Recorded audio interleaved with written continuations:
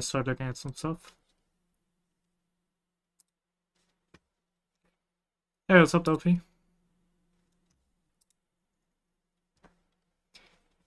Okay, so what I'm gonna do is I'm gonna go ahead and start with BTC, since that is obviously like the most important coin right now. And I think because I've got a lot of Bitcoin charts, because there's like this thing going on right now where Bitcoin is just completely like not choosing a direction, right? So I think I have a nice range chart over here somewhere. Yeah. So let's start with this, right? In general, my thesis on the market right now is easily reflected by this, in that I think BTC overall is bearish until we actually start reclaiming this. So the problem is that we had been consolidating in this range for so long, and we had some good support over here. We also had some nice harmonics over here, which should have acted as support, and we just kind of dropped right through it. Which is a problem, because usually what you want to see is, if you have an harmonic like this, is you want us to tap that D point and just go up, reclaim the range, and go higher. That is what would make sense, or at least what we should do is, if we like go up, reclaim, we like tap the 382, which we did. This 382 TP, which I can show over here. We tapped the 382 exactly, which is a really good sign. We then dropped back down and didn't reclaim. And that is exactly the problem I have with this market right now, in that if I would put a line on the D point like this, we are not using it as support anymore. And if people remember my like introduction class for harmonics from a while ago, harmonics are something that you can use as support, which we did over here. This D point, we used it as support over here. But you can also use it as resistance, because in the end, it's just a fib. Like, harmonics are a way to form a support or resistance level on one area based on fibs. So there are just a lot of fibs over here. And we dropped below that. We came back, and we are having a lot of trouble reclaiming that. Like, this fib cluster that we formed right here in the harmonic, we are having so much trouble reclaiming that. We have peaked above twice. We peaked above it over here, and we peaked above it over here. And we failed to build any meaningful structure above, right? We just kind of went back down and just SFP'd it. And now we're still below it. And we tapped the area again, rejected again. So it kind of just looks like this 886 is just beating our ass. Like, it looks really bad. And if you zoom in a bit, if we go on like a slightly lower time frame, you can see like a slightly better structure. Like, yeah, we had one candle close above it, right? We had a candle close over here, which is kind of good. But we immediately dropped below again. Like, we didn't properly accept above, which is why, in my eyes, we are still not bullish. In my eyes, this still looks like it's very bearish until we start properly reclaiming this. So what I want to see is, I want us to actually get above this and actually like start building meaningful structure above. Because in the end, if we do, we are still on top of this, like on top of this massive bat we have over here. We're still on top of that, and if we start reclaiming it, we can just play the bat to the type 2. Because the bat is still valid. That's the thing, like, we dropped below, but in the end, we didn't get any daily closes. Let's go. We didn't get any daily closes below the 113 level. So if I would put a, oh my god, oh yeah, wait. If I would put a 113 and go on the daily, we didn't close below it, right? So in the end, this bat is still valid. And you could even argue that instead of a bat, you now have an alt bat if you put it at the 113. Both of these arguments are very valid. So pure harmonic wise, we are bullish the moment we reclaim this 886. We need to reclaim this to actually see upside. And if we do, I will long. If we don't, I will short. That is, that's like essentially my stance on the market right now. I want to see us reclaim this for a long, or I want to see us reject again off the short. And so far, what the lower time frames have been showing us is more tendency for shorts. So if I go on a lower time frame, right? If we go on the 1 hour, we are. This is something I usually do for trades, by the way, and I can recommend it to anyone, no matter what trading style you use. Go from a higher time frame like this, like I have this higher time frame harmonic, which I'm basing my trades on, and I have this SR line over here. Then I just zoom in, and I'm gonna look for confirmation on a lower time frame. So we're at a relatively undecided area here, and I'm gonna use this lower time frame to get a bias. So what I'm gonna do is I know that there's an harmonic here, which was unbelievably hard to spot, but there is a 5-0 here. Oh. There's a 5-0 here, and a 5-0, I'll go over it quickly since it's a rather complex structure. A 5-0 is the only harmonic that is not an M or W shape. This means down, so I'm going to color code it. This means down. So essentially, and this is why I have my short bias, we are below the 886 of this higher time frame harmonic, and on a lower time frame, we're forming a bearish harmonic. And I can zoom in a bit more and show some other bearish harmonics as well. Like there's a 3 drives over here. If I take it from this is gonna draw it quick, right? We go 1272 to the 1272, right? So this is a 3 dive as well. And there's some others as well, the more you zoom in. So essentially, this is giving me a bias of downside. Because in the end,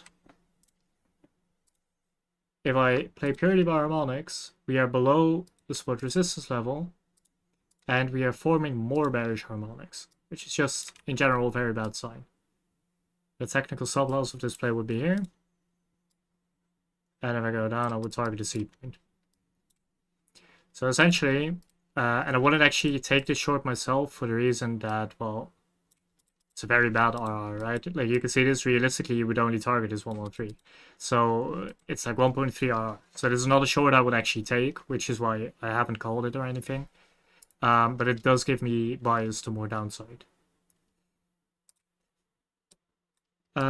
Something we have been doing, however, which is a pretty good sign, is that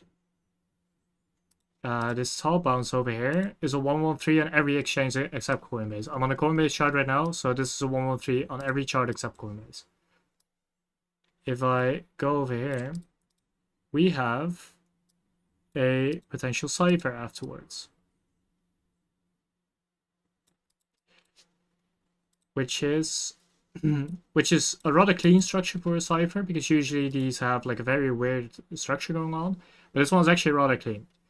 So the moment we come down here, I will likely actually take this long. I'll either take it like this, or I'm gonna take it a bit more down, because this could also form into a shark over here at 224, somewhere over here. So I will likely I will definitely not take this short, because a 1.3 RR trade is absolutely not good. But I will consider taking this long if I actually go lower, because this does look good. This is a very clean cipher. Okay, let's see. Can you teach us how to spot confirmations? I've been having difficulties identifying confirmations. What do you mean by that? Do you mean like so let's say I would look for confirmation on the short, right? Do you mean that if I say I will short as a confirmation, that like the kind of reaction that we have here, or confirmations you want yourself for a bias?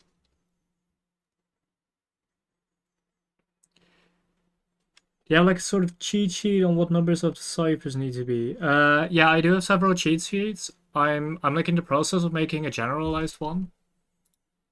For now, I will just what's it called? I will get one on the screen. This is the bat we have.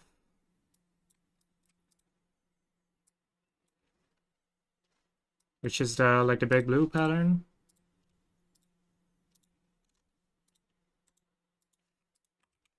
And the 5-0.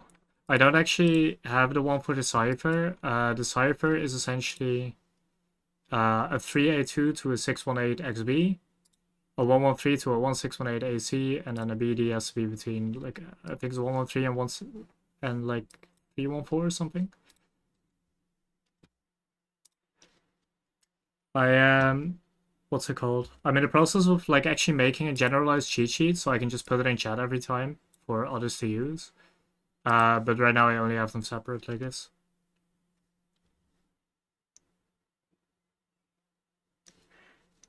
So we take random charge afterwards? Yeah, absolutely. If you have coin requests, I'm just gonna go over like the general coins. I'm gonna go over BTC, ETH, the DXY, and a few I think are interesting. And I'm just gonna take coin request. Yeah, I can send some of the cheat sheets. What's it called? I'm just gonna put them on screen while I'm charting, and then after the stream, I'm just gonna put them in chat, okay?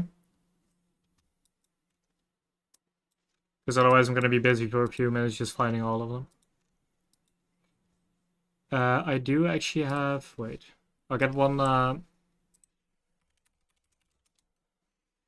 get one like site on the stream where I actually get them,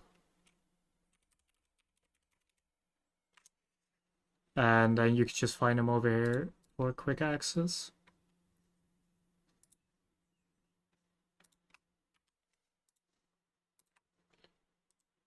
And there you go. You can find the cheat sheets over there.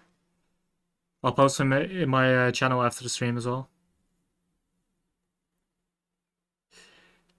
Okay, so for BTC, that's what I'm looking at right now. Right now, until we flip the 886 into support over here, I have a short bias, but I won't be taking it. And if we don't make a new high here, and then drop down and go to D, I will consider taking a short here based on confirmation. Duffy asked about it. Anything you could share about looking for confirmation for trades? Yeah, so let's say this long, right? I wouldn't be looking for this long, let's say. What I'm going to be looking for is if price action comes down to this, and I'm looking for a few things. One, I don't want it to go down in a straight line. If it like absolutely crashes down there, I will instantly just call off the play. I will simply not take it. Because in the end, if price action is like very extreme, it's just risky to take the play overall, right? I think we did that on Pendle. We got a Pendle. I was waiting for a long on Pendle over here. Let's see. Yeah, I was waiting for a long based on this alt bet. Because I think there's an alt bet here. Yeah, there was an alt bet here, which I wanted to make a play on, or a regular bet at first. Just like the 886 was over here. Actually, I'll go on a clear chart.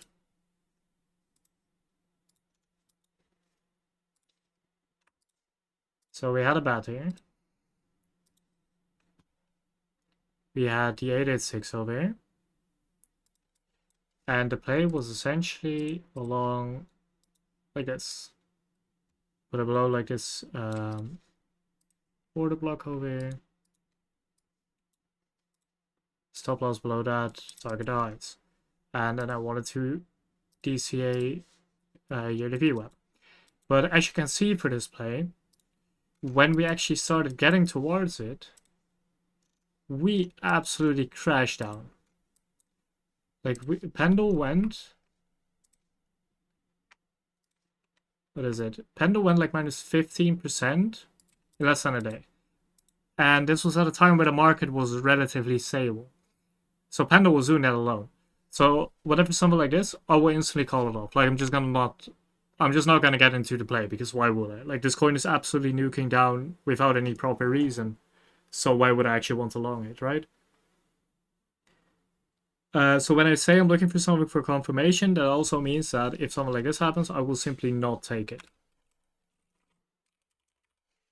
Let's see, I was on this chart, right? Actually, I'll just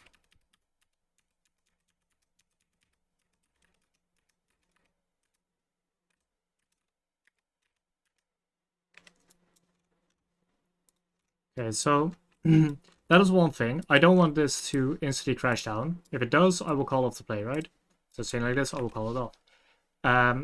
Something for confirmation I want to see is, let's say, something like this. Actually, do I have a better example?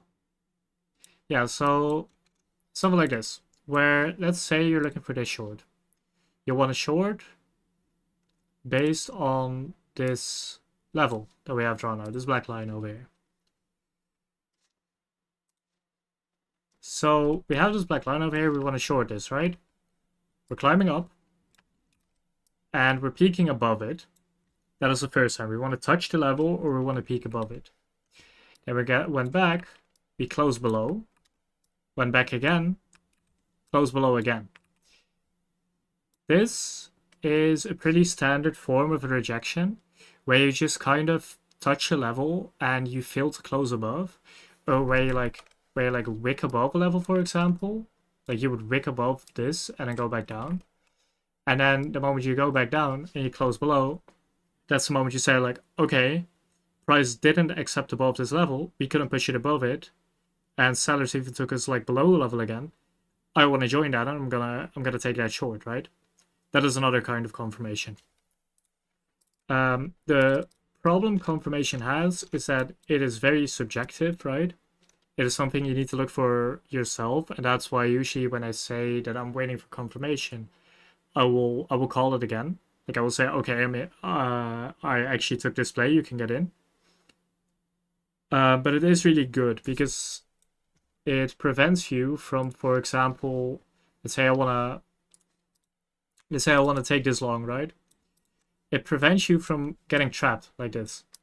Because as you can see over here, on these candles, well, we went above, we came back and retested, we closed one candle above, we instantly dropped back down, right? You would have wanted to wait for at least one more candle close here before you actually took it. So that's one of the reasons why you actually want to wait for confirmation, because if you don't, it's just going to go back down, right? So the problem is that it's a bit subjective, but it can really help you increase the amount of trades that go well. Oh, that is that is holy shit. The chat. Did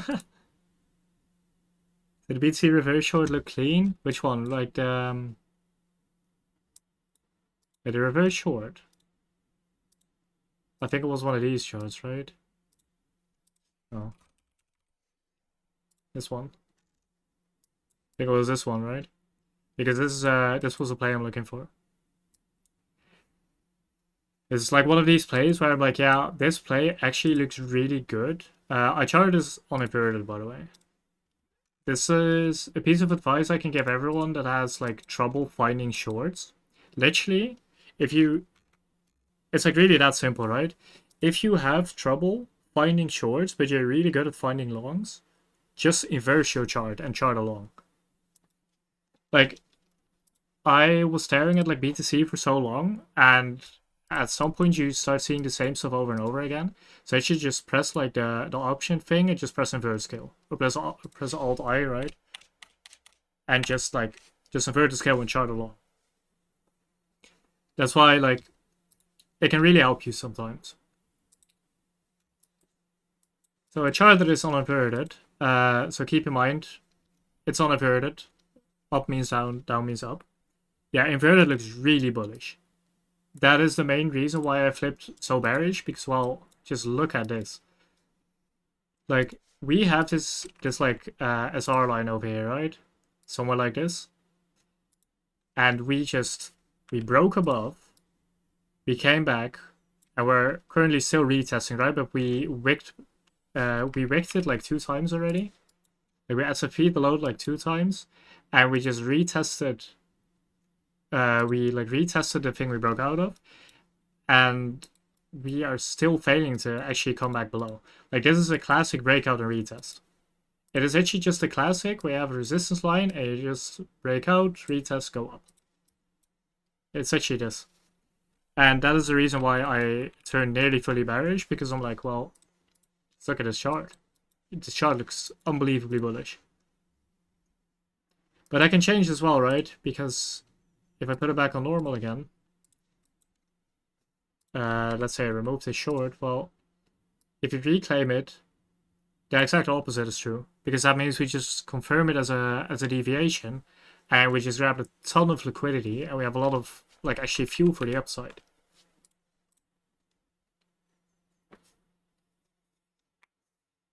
So that's why it's like, what's it called? It's really important to try and stay objective, especially in this market, because one trigger can really change it. Like, as long as we're below this line, I'm nearly fully bearish, right? But if we get above and we retest, I'm nearly fully bullish.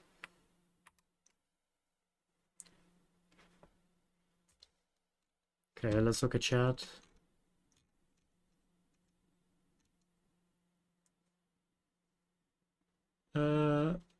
Do you feel like I'm better at finding longs and shorts? Yeah, that makes sense, right? Because we've been in an upwards market for longer than we've been in a downwards market. So it really is easier to find longs. And I have that as well. So that's why I just invert my chart every now and then. Yeah, I agree, Lettuce. The 786 retracement's easy to find by the eye as well.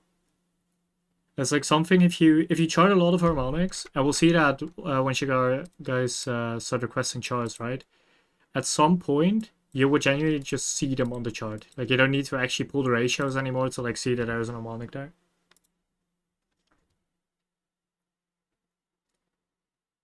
So for that long, I mean short, yeah. So for this play, okay, what confirmation would I look for on this play? This play is nearly valid. So what I'm looking for, and we are actually going for that. What I wanted to look for is for us to, I wanted to SFP this high. We did that. I sadly didn't enter this short. Happens. We had this kind of bullish market structure here, right? Where we just have, sorry, here. We have a low, we have a high, we have a higher low, we have a higher high, and a higher low, right? That's completely bullish. What I wanted to happen is, one, I want us to SFP this high. So I want us to peak above, I want us to liquidate the shorts over there, and then go back down and close below. We did that. That's a beautiful SFP. And we even formed this 4-hour engulfing candle over here. So 4-hour bearish order block. Then two, I wanted us to break this low. So if I would draw a line here, or I'll use line charts actually, that's this low over here. I wanted us to go below that line. And well, we did. We went below, came back above. And now the only thing I'm looking for is something we're actually doing right now. I want us to tap this quarterly or monthly VWAP. It's the same thing right now, quarterly just closed. And I want us to SFP it. I want us to close the 4-hour below. And if it does, I will likely take the short. So the actual play will not be this, right? The actual play would be probably something like this because it's not going to actually close here. But I want us to close below that. And that is when I'll look to take the short. Because in the end, we broke the 4-hour structure over here. So 4-hour structure is bearish now, in my eyes. And we are currently in the process of making another lower high, which would align with this bearish order block. So this is generally a short I would look to take if we see a good 4-hour close. I would likely look for either one or two, considering that it's like we're pretty late. Yeah, I will probably look for a daily close actually. I think that's going to be a bit better. So what I'm going to do is I'm going to draw this line over here, and I want the daily to close below that line. So the line is at nearly 58k exactly. So I'll put it on a line chart to make it easier, because it's really easy to see structure on line charts. We broke the low over here. We have a lower high. I need this to be another low high. If this is a lower high, I will take the short. So if we close the daily below this, I will take the short.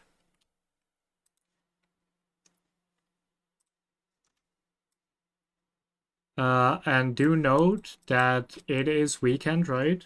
Like starting tomorrow.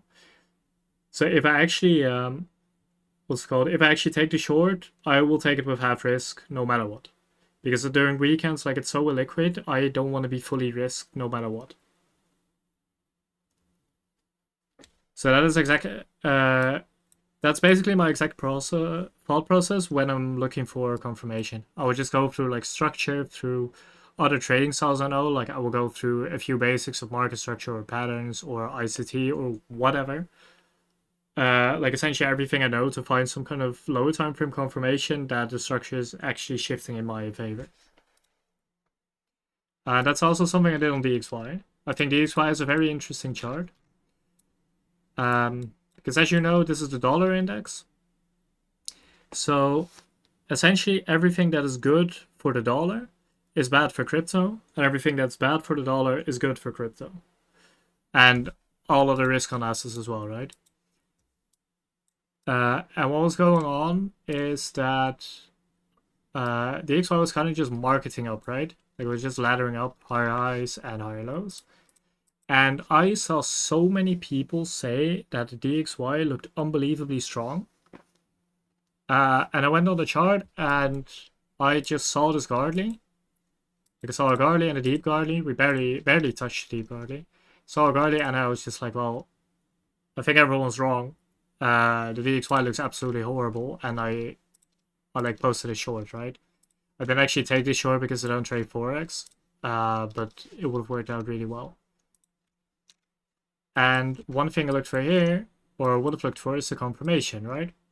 So this is the area I'm looking for, essentially where the entry of the short is. So let's say we want to take this short, right? What would I look for? Well, this is your last low. This is your last high. Low, high, right? We have this lower high. We formed this one. That was really good. Then we broke this low. The moment we broke this low, I would have taken the short. And the moment we would have come back to entry, I would have added on the short. Because essentially what you did here is you broke structure here. And I came back for another low high. So this is like a nearly textbook like structure shift, right? You completely shift the structure from bullish to bearish here. And you can see how that worked out in the end. Where after that structure shift, you kind of just nuked down. And the XY is like nearly at full TP, right? It's nearly at the A right now. Yeah, exactly. I should have taken this. Like, I should have actually made a Forex account and just traded. Because I don't actually trade Forex, but as you can see, like if I go in Euro USD, like it's completely sending it. Because there was a cipher on this as well, and it just kind of shot up. It's just going. Yeah, it really did follow all of the rules, Lilith. The DXY is actually really... That's the thing, the DXY is so unbelievably fluent with harmonics and fibs, it's insane. Like, look at this.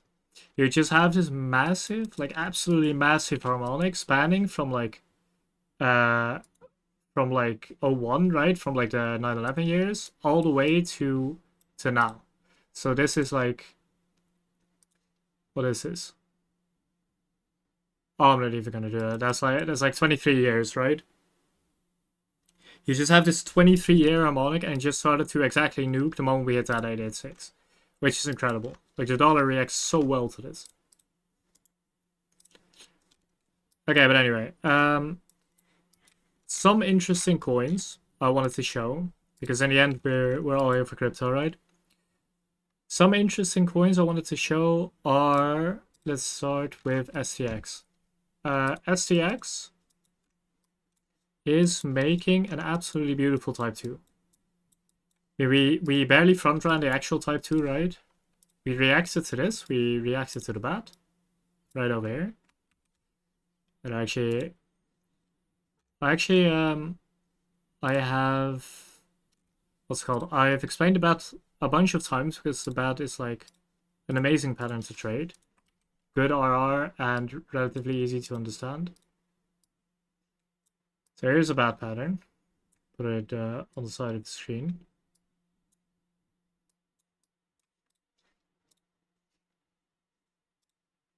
And type 2. These are the two cheat sheets I use the most when explaining things. So this is essentially what's going on with STX, right? we formed this bad. We started here. Formed our X to A. Bounced to B off of the 0.5. There's a 0.486 is within toleration. That's a 0.5. Made a higher AC. And went back and bounced off the 886. That is essentially a bad. And we tap that bad over here. And we like slightly front ran the 382, right? It's like 10 cents, not even. It's like 5 cents. So I count that as valid. We came back and we're back at entry now. And why are we back at entry? Well, we're here because of news. Because the SEC like dropped a lawsuit against STX or something, so it went higher. And essentially what I'm looking for here is for display. So the 113 on bats is your stop loss. You put it above the 113. And I'm looking for at least the 618. You can put your stop loss either over here above X or above the 113, depending on your risk tolerance. But I'm essentially looking for this. So that is like a standard type 2 reaction. So we form the D point, go to TP1, go up again towards D, and then we go to TP2, which is the 618. That is essentially what I'm looking for in STX. Quick questions. For saw the DXY and currencies are reacting to harmonics better than most cryptos. Does it mean that the more stable a pair is, in respect to harmonics, better than volatile pairs and crypto? So a thing crypto has is that crypto has, in my experience, more. How do I say this? It's like the bigger the market cap and the bigger the volume, the more reliable harmonics will work. So since fibs are essentially based on human emotion and behavior, what you want is as much of that behavior as possible, right? Because you want this fib ratio, you want this to actually manifest itself, right? Like this shell. You want it to manifest itself and just like you want it to keep going. And for that to work, for these fib ratios to keep occurring, what you want is as many people influencing the price as much as possible. And the thing in crypto is that you sometimes have these massive like 20, 30, 40% capitulation candles where like half of them are completely forced sells. Like they're completely stop losses and those things. They could just cascade down. That is the one problem that harmonics have in crypto, in my opinion, in that these liquidity grabs, like these massive candle wicks, they are not an accurate representation of human behavior. So it's really hard to count them in the harmonic system. Because you're like, well, yeah, this wick is there, but it didn't actually go that far. Like people didn't actually influence it to go that far. So it's really hard to actually see, well, is it relevant or not? Like, for example, if I go, SCX probably has one. If I go to this, right? This is a very good example.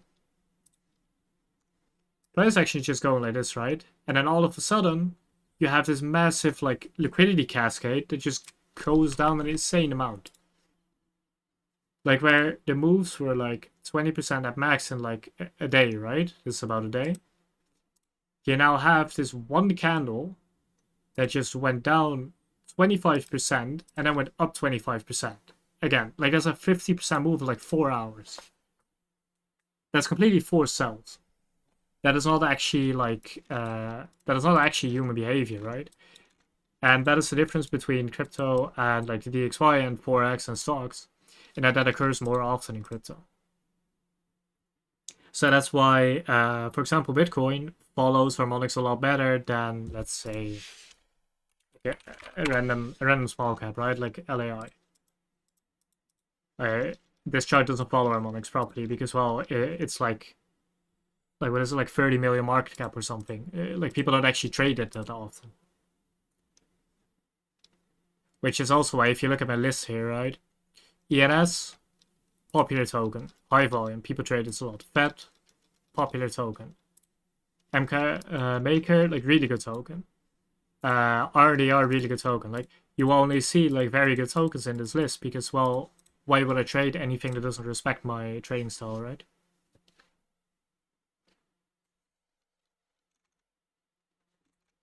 Let's see. Clustering fib. What was that about? The clustering of fibs? What was that question about?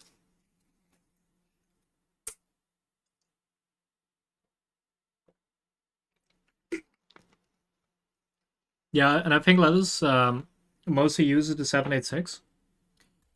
Because between the 618 and the 0.66, right?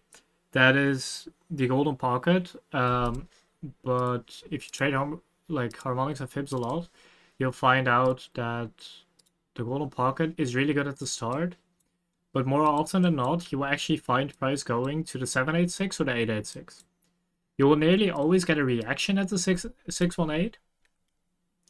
But you won't see like a full reversal or something. What will usually happen is where you come back down like this, you would just kind of tap it and then reject to 0.5 again, and then go to the 786, and that's where the reversal starts.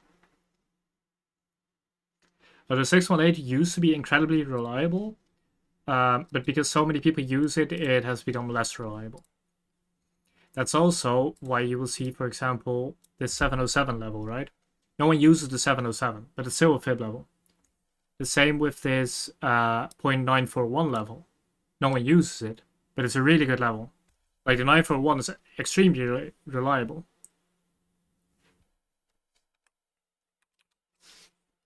And how do you get to this 941 level? Well, the 941 is the square root of the 886. That's essentially how you get from number to number. You just use like square roots or quadratics of like 0.618 or 0.66 or of pi, like 314. You should see as well. I don't have it in the preset. Or 314 as well, right? Yeah, so the basics of using fibs, like a very basics is let's say I'll just go on Eve, right? On random Eve chart. Yeah, so you have this, or actually go on a BTC chart. It's a very good example. I go on a random BTC chart, right? So what you do is you have this down move here. This is your highest point, and then this was your lowest point. What you do is you grab your fib tool, you hold control.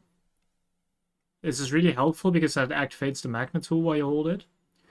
You go to the highest point for your down move, and then you go to your lowest point. Oh, right clicked. Highest point to lowest point, and then you look at the imported numbers. So what you see right here is that we have this 886 here, which we use as resistance. It definitely turned into a class about fibs. Yeah, I can make like I can give a class more about fibs like next week, for example. Can do that because fibs are really useful for sure. Yeah, highest lows are find shorts or vice versa. Yeah, so the rule of thumb is you put it from left to right. So we had a down move here, right? We had this move from this high to this low, a down move. So if you want to see the moment we have this down move, I just simplify it, right? You have price like this. So let's say you had this down move. And you noticed, well, if you look at that, price is reversing. We broke structure, we flipped it to support. Price is reversing. And you want to know, where does price stop reversing? Where do we go down again? What you would do is you take the high of that move to the low of that move, from left to right. So if this was inverted, you take from low to high, right? You take the high to the low, and you look at the fibs. And you just go, well, where could we reverse? Well, we have a 618 over here. That's the possible levels. And we have a 786 over here, and an 886 over here. Those are essentially the points you reliably want to look at. You can look at a 0.5 as well. 0.5 is really important. I mainly look at the 786 and the 886. And then you just watch price action develop, and you see like, oh, we react to the 886, we react to it again, and then you short. Fibs are essentially just a measurement of where price can go. And if I would chart along like this, I would do the exact same thing, right? What is it? Hold on. I did the exact same thing, right? I would take the low of the last move to the high of the last move. And I can see price in a downtrend now. Where does it react? Well, probably the 618, 786, or the 886. That's essentially what you're looking at.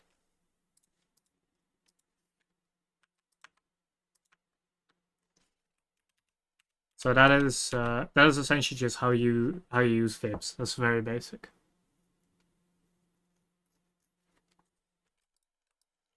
And you have a bunch of these types of fibs as well, right? Because like the general fib retracement, that's like the very basics, right? You have trend-based fibs as well, fib channels. You have like these speed resistance fans, which have altered heavily, right? This is not regular levels. It's like a bunch of those things. You wait for a break of that trend line, and then like the 786 becomes your target. Yeah, so you wait for a structure shift, wait for a move to be over. So let's go on a very high time frame, right? Very high time frame. We are in a downtrend here, right? Clear downtrend. We had all the way from like 69k to 16k. Downtrend. And now what you look for is like some sort of structure reversal. So this was your last high. And you broke that high over here, retested it, went higher again. You're now in an uptrend. Very simple. This is now an uptrend.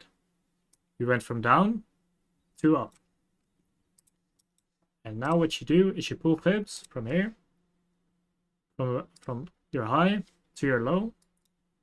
I think this is actually, the lowest point. And you just look at possible reversal points. So a lot of people were watching for the 618. And we tapped it, we rejected. And what we did is after this rejection, we flipped the 0.5 to support again and went higher. And here we flipped the golden pocket to support, which you can see by the 666. And we kind of just absolutely blasted through. And later came back to retested 786 to support, worked, and now I personally think we're gonna go back to flips to flip this 618 to support because we missed that.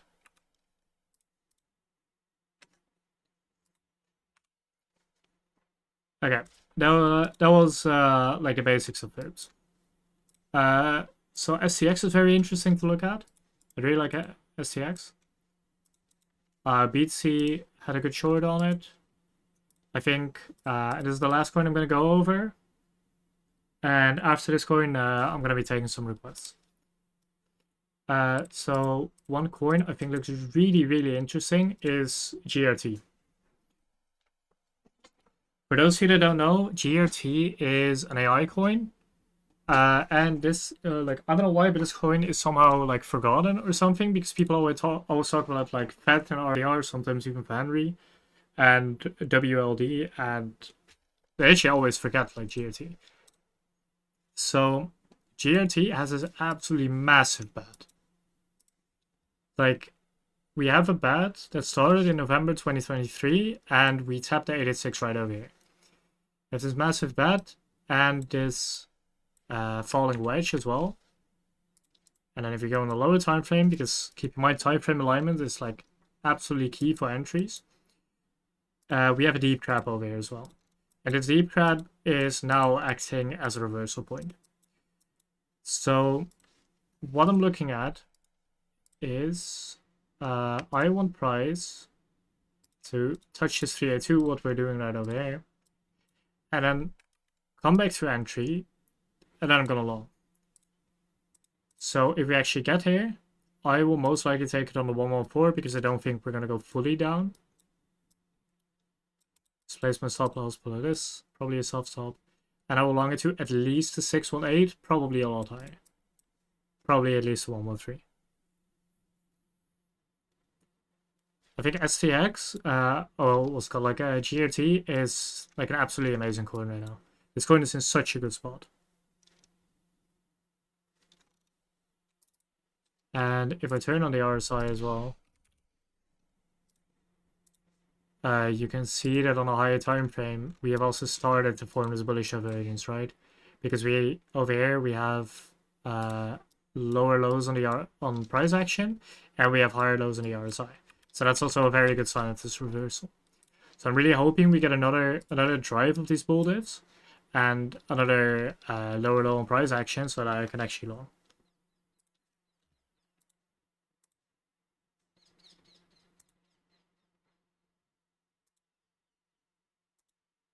Let's see.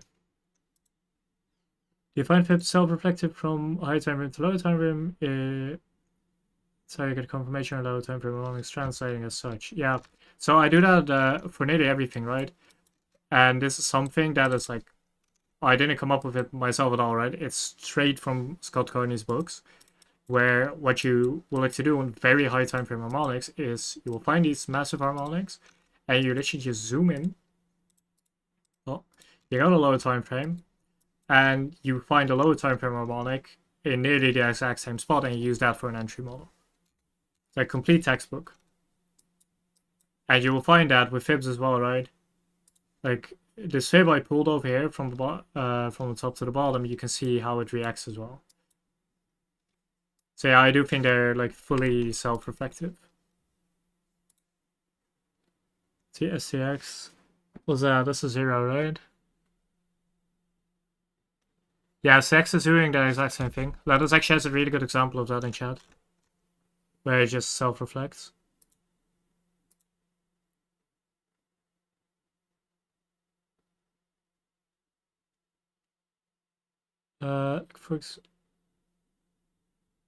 Yeah, I think that's from Lattice conversation. Okay, so that is like the other coin I'm looking at. Oh yeah, and one more. Say, I advise everyone to look at this coin. Because Say is like, Say has this weird thing going on, right? Where everyone hates this coin. Like people for some reason really hate Say.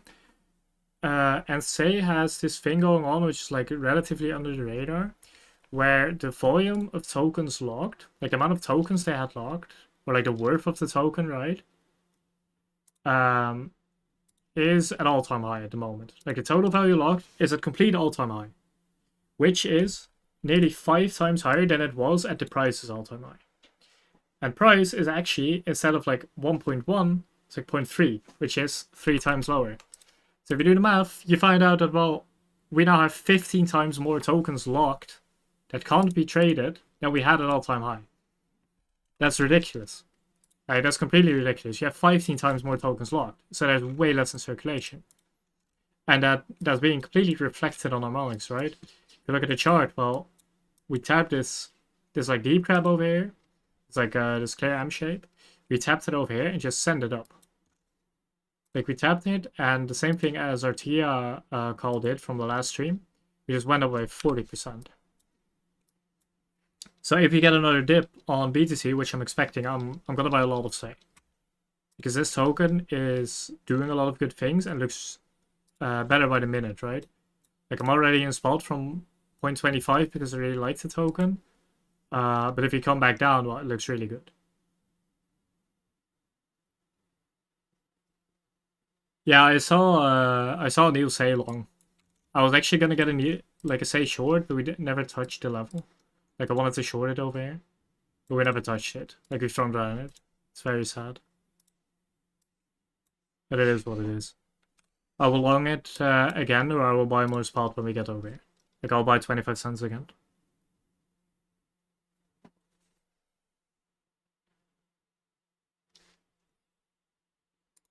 Okay. So I think that those were all of the coins I wanted to look at.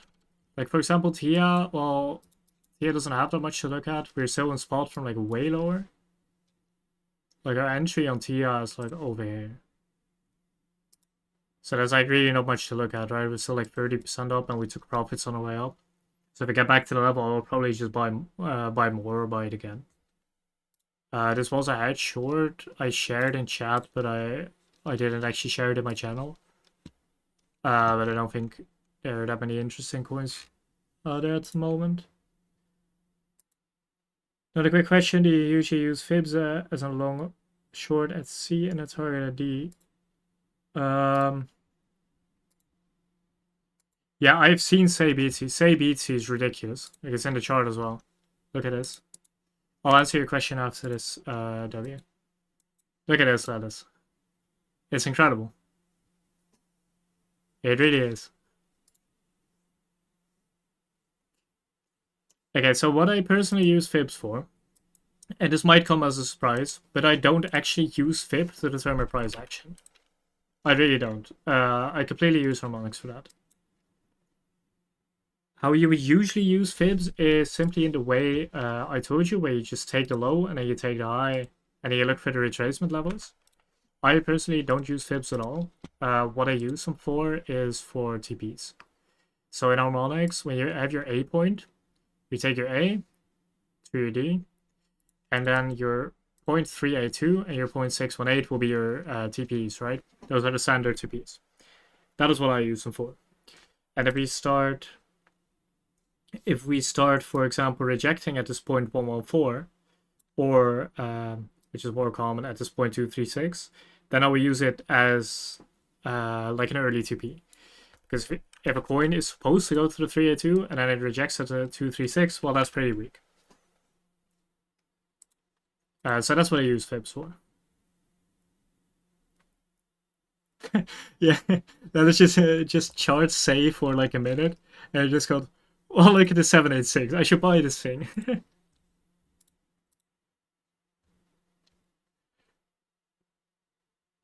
Yeah, I mean, it really is like that, right?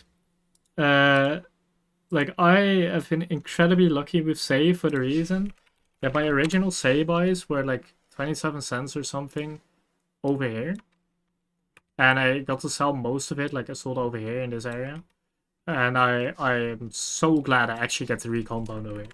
So I'm literally just slowly layering. Like I bought here, sold a small amount over here, and now I would just buy more over here, and I will buy more over here, I will buy more over here. Like I just want more Say because I think this coin will perform extremely well. Because when I just look at the Say BTC chart, the chart looks incredible.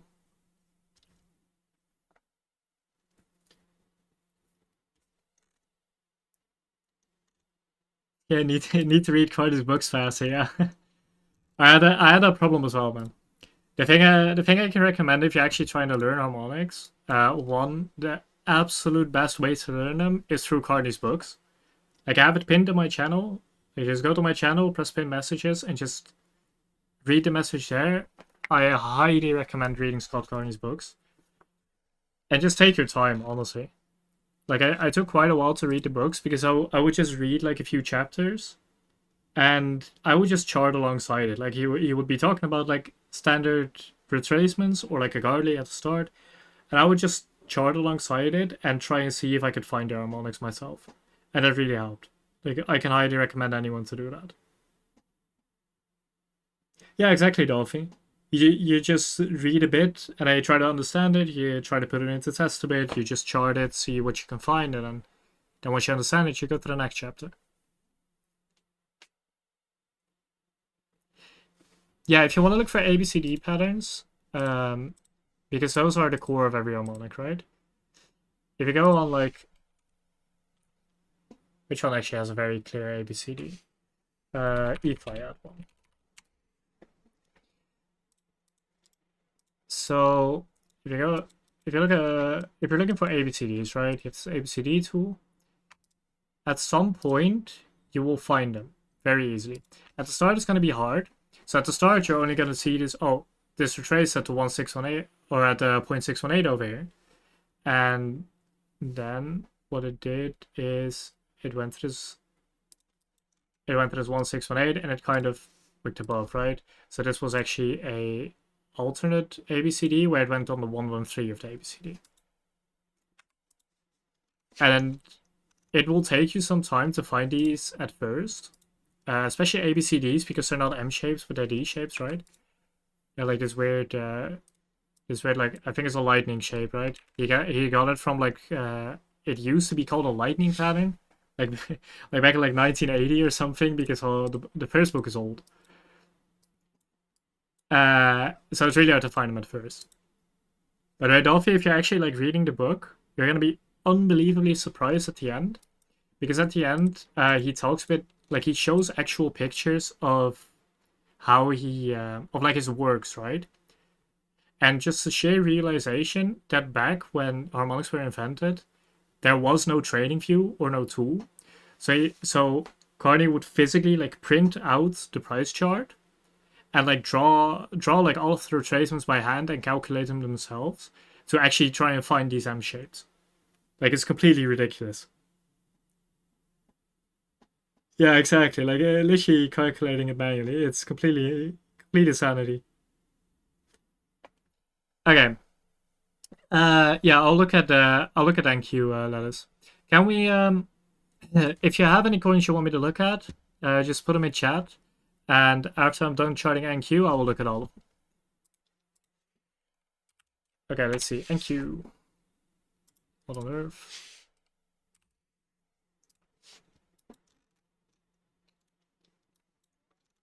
Oh, these are always hard to chart. Okay, let's see. I don't know weekly for this, I probably can. I'm just gonna see if there's actually like a deep grab here. Yeah, there is. Okay. Oh, is there though? Is this an 886 actually? And this plays that slightly. Oh, that sucks actually. Yeah, so yeah, I mean it's a 345 is like kind of fine. You kind of have this deep grab here.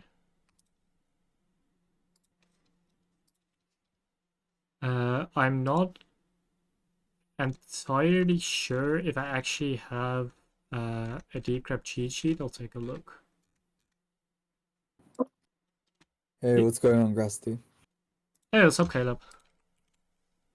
There it is, a deep grab. Also, how are you doing, Caleb? Yeah, good. Just got off a phone call with a big VC, just discussing some potential deals. Yo, what's up, guys? How you doing? How you doing? Move it up a bit. Yeah, we're doing Man, good. It was we've been what have going over you BTC and all that what have you we what have you guys learned about harmonics so far? What has Grasty been teaching you? Let's see. Whoever answers right gets a cookie. Maybe there'll be a surprise. we'll get a cookie, but let us say is actually gonna answer right. Fib confirmations. What's poppin'? What's poppin'? Yeah, no, to be honest, like harmonics and Fibonacci's are very nice confluences. They're good additions. Yeah, I like it as well. It's it's something I always advise people like if you even if you want to keep your charts like really simple, after a while just adding like a fib retracement or something on it, and it doesn't have to be like extreme as my ones, right? But just a few simple levels, like just put the 618 on there, and like a 236 for example, like a 786 and 886. Like a few of these levels can really help you. Like it's so Mm-hmm. nice to just have like these few standard levels to just see for the retracements and those kind of things. Because in the end, if you're charting something, like you're charting a chart pattern or a support resistance level, and you see, hey, that aligns with my 0.618 retracement, then that's another confluence at the end of the day. 100%, man. Is there any setups you're looking at currently? Yeah, we went over a bit of a higher time frame. We went over GRT. Like Mm-hmm. GRT on a higher time frame looks good because we had this like weekly order block at the bottom here, which had like a massive bat pattern actually form on top of it. And then if we zoom in for some time frame alignment, we also have the deep crab in the same area. So we were looking at something like this if we get it, and otherwise I would just add up a bit higher if we start seeing some confirmation up there. I was looking at Say, for example. I think Say looks good. So looking at Say at 25 cents if we get it again, just a recompound. And a possible short if we fill it. And I think that's about it. We're gonna look at everyone's coins and requests after this. So let us request at NQ. which is always a blast because the only thing you're gonna find on NQ is shorts, but you can't actually properly short the NQ because it doesn't make sense. But it is what it is. For sure. What is your bias on Bitcoin right now? I just shared my chart in the chat. I think it's at a very key level to flip, right? We're seeing a lot of pressure, a lot of accumulation for a big move. Yeah, exactly. We are just like what's it called? We're actually just building up pressure. And I talked about how important I think this level is. Like at the moment, my bias is down for the sheer reason that we are still below resistance. Yep. We broke the 4 hour trend to bearish again over here because we broke this low after SF being the high. We're still forming a bearish harmonic, and we're just getting our asses beaten by the VWAP. So Yeah. like my bias is down until we actually flip this. If we flip this, I'll absolutely reconsider, but until we do that, my bias is down. Mhm. Could I share my screen and go over my bias as well? Yeah, for sure. Go ahead. On the same page, man.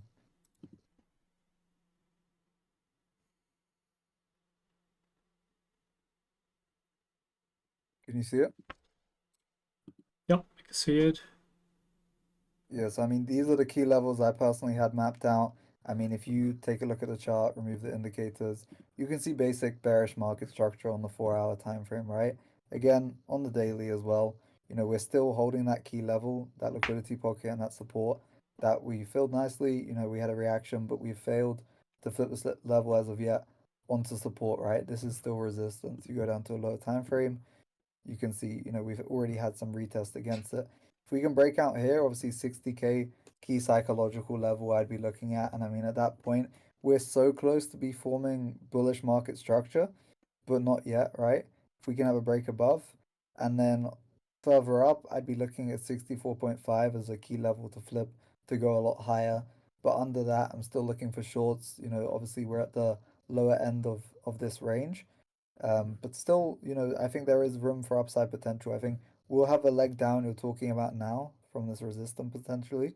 But from there, I would expect more accumulation again at 53. If we lose that 53 level, we can expect to go down to the next level as a support, which I got mapped out here. You have that demand zone around 47K. But to be honest, I doubt, I don't see any reason for us to go down to 47K, right? We have the election coming up in Q4. There's quite a lot of bullish narratives with the ETFs and everything. So yeah, I think we'll be bullish Q4 in my opinion. Ooh, Yep. hello. Hello, Wow. Hello, Og. What are we currently looking at? What is this? BTC. Yeah, it's BTC. I've literally only just joined. What's the narrative? Yeah, narratives is still sells, until we start forming more inflows and more of a bullish market structure and change the Mm. trend, change the bias. We're still looking for sells, at this level of resistance here. If we flip this, 60K is a nice, cute number, as you say. Yeah, Until we flip that, the bias is still sells to go lower. Yeah, that's it exactly. I couldn't agree anymore, man. Well, what, 2 weeks ago, 3 weeks ago, if not a month ago, spoke about focusing on China and America. And then 2 days ago, even yesterday, um, 40 odd banks disappeared In China, overnight yeah, in it's crazy. China, mate. China is, I mean, evidently they lost the war. So that means we're waiting for elections. All the banks that went away are shadow banks, meaning they are like in small provinces and whatnot. So banks for poor people. Basically, they've absorbed those banks and used their fund, and they've basically tried to protect themselves from the losses. Obviously, that caused those banks to just disappear overnight, and they're Mm, trying to fight a financial war against the United States. Again, high risk, high reward, high risk. Unfortunately, this time around they lost. Um, so now we're focusing on New York sessions. mm, With that, we're looking for any strong narrative that would boost any move to the upside. Literally, all we're waiting for is buys now. The sell-off period has gone off. Germany, with their initial sell-offs, that was purely seized BTC. yep. They don't really have a narrative behind it. They don't really care as much. They don't really do much with BTC other than just flip and seize it and sell it. That's all they do. That's it, mate. So literally, all we're doing is we're waiting for any. That's it. That's it. 100%, man. We're just waiting for those We're buys just waiting. to come in. Literally. Now is a very Bitcoin and Ethereum oriented market, right? As you said, for us in the UK, wow, we don't really want to be trading Asia session. It's too late, right? 100%. You get nice liquidity, but because of Bitcoin dominance correlating to the Bitcoin price and in a bearish trend where Bitcoin dominance has obviously been on a very large uptrend, as you can see here, right?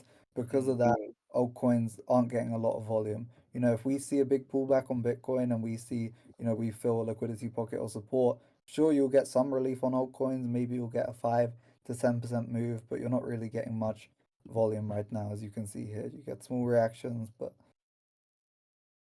it's Yeah, not a lot. yeah, that's exactly why I only see like some very select smaller alts pump, right?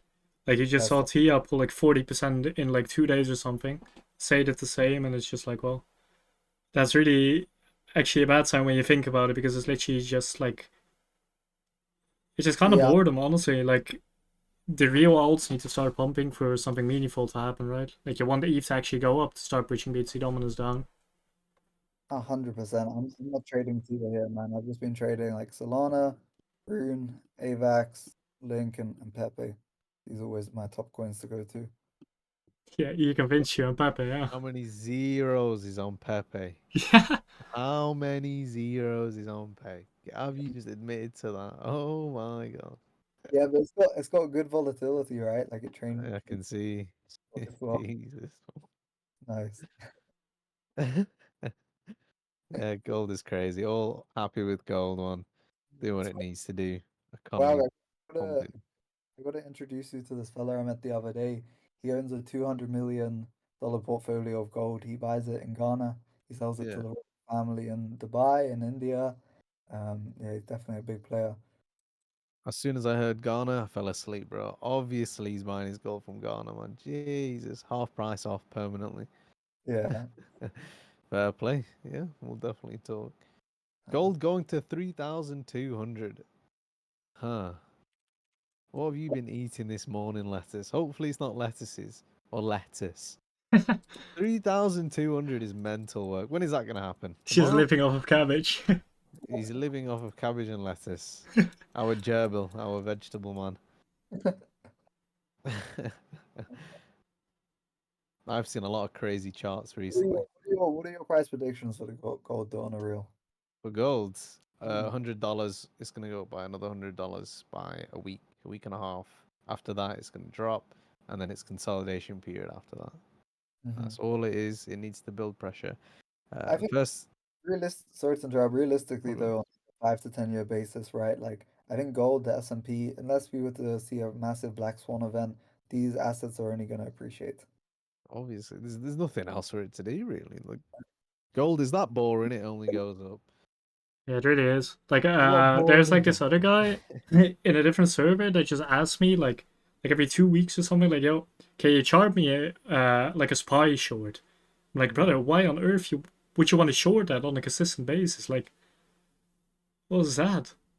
I mean, sometimes people like to be liquidity. You know, you want to join the minority. Why not? By all means, short SPY. Please, short gold. Please, right now. Long BTC, please. If you're long in BTC, I love you. Thank you so much. You are feeding. I am hungry and you are feeding. Just long it. That's all you need to do. Look, guys, that's the new call. Full port longs. I've honestly, it hurts my heart to see like in the past couple of days, a lot of people have been forcing a narrative, not even waiting for a narrative, just forcing longs. Relax. We're not going anywhere. BTC's Yeah, not going anywhere. Slow down. yeah, no, that's it, man. Man, That's why, like, I haven't been putting out any trade setups on my channel because all it would be is scalp trades. Like, I'm waiting to form some good swing positions. genuinely. Like, by all means, trade however you want, please. If you're willing to put that money on the line, enjoy yourself. Okay, but if you've joined a community like this and you're here to gather knowledge, please gather the knowledge. What are you paying for? You're here to understand the financial markets you're playing with. You got to understand this. These are financial markets. These are financial markets, and it's not as easy as you think it can be. Obviously, you will have moments where it's literally look at the chart, quite obvious, bullish uptrend or bearish downtrend. It's simple as that. But half the time, there's a lot more behind it. It's not just technical analysis. I love all my technical analysis fiends, but please look somewhere else. You gotta wake up. You gotta wake up. Like, for example, look at BTC right now. Look how much pressure. Look how much pressure. It's a Friday, and we have barely seen anything. We haven't seen a range breakout up or down. We've seen consolidation, and we've seen steady levels on a Friday. And then on a Thursday, when we had, look how much news we had. It literally looked like hell, and nothing happened. If that is not raising any concerns, God forbid, genuinely, where is the inflow going? Where is it going? Why is it not being pumped into the market? Please ask these questions. I will find the answers for you. Again, all you need to do is be aware. Focus on your risk management and trade carefully. Man, I've seen so many people. It hurts my heart. I love Unity. What are you guys doing? Making me cry. I went into crypto chat today. I saw people just slamming trades left, right, and center. Where? Where are you seeing these trades? On the 1 second chart? Is this what I'm seeing? Come on, man. Anyways, that's my rant over with. Please, just relax with the trades. Have a day off. Please, talk to your family. Do whatever. Just Yeah. do not trade. Wait. If I see any more trades in the chat and any more crazy charts with colors falling out their eyebrows, I will cry. Hey, I will hey, genuinely hey. cry. Wait. Wait, what's this chart? No, What's no, this? that's just that's This is just a the fucking alopecia sessions. chart. Oh, right, okay. Thank God, bro. I wanted You hurt my to feelings. I wanted to Triggered. showcase what Walk was talking about, right? You can see the news exactly here, right? This is like nothing leading up to the news. Yeah, This is where the good news happened. yeah. This news was really good for risk on assets, and it just nuked down. Like that's really concerning. That's Where like, is the money going? yeah, that's exactly it, right? Like, where is it going? We just nuked down. Probably just taking out And shorts, honestly. the problem is, everyone is sat here with such a blunt idea behind all of these financial markets. These guys, respectfully, they're bastards. They don't care about your money. They don't care about me. They don't care about Caleb. They don't care about anybody in here. They do not show you where the money goes, obviously. They don't put it on the news anywhere. They don't show it anywhere. Everything is kept under covers until you go ahead and look for it yourself. So instead of, oh, this bullish order block over here is just broken down and the sky's going grey, so that means the moon's going to go this way.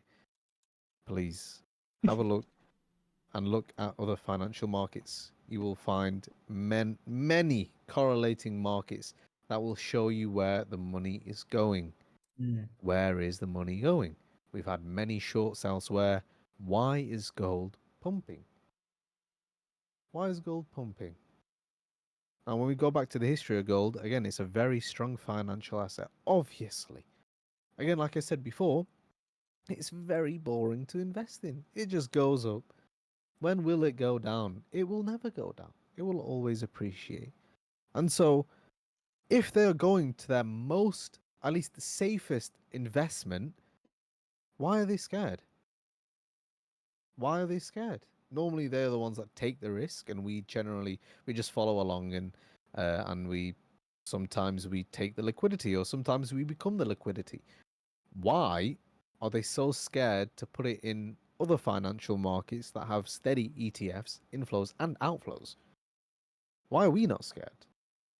If these people that have hundreds, millions, or just billions of dollars are struggling to stabilize many coins, okay, that already have applicable ETFs and they are still running back to gold, obviously it will always be a safe keep. It will always be an investment haven for anyone, right? But recently, I'd say BTC has been doing fantastic. It's broken all-time highs and it's remained stable. It's created historical evidence and it's been consistent When it's gone up, it has gone up. When it has consolidated, it's consolidated. And evidently, right now, when it's gone down, it has gone down exactly how we said it would. So please have a look at where all the money is going. Obviously, you're not going to find every piece of information, but do not enter random trades. Please slow down. Give yourself a week or so. All right. I am going to post an update tonight. I am going to do a video on the Chinese banks and what Germany's doing and basically how to play around in this market. This Mhm. market is a bleeding market. It's a scary market.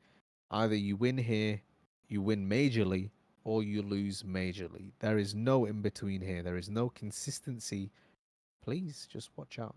Well, This is a this very scary market.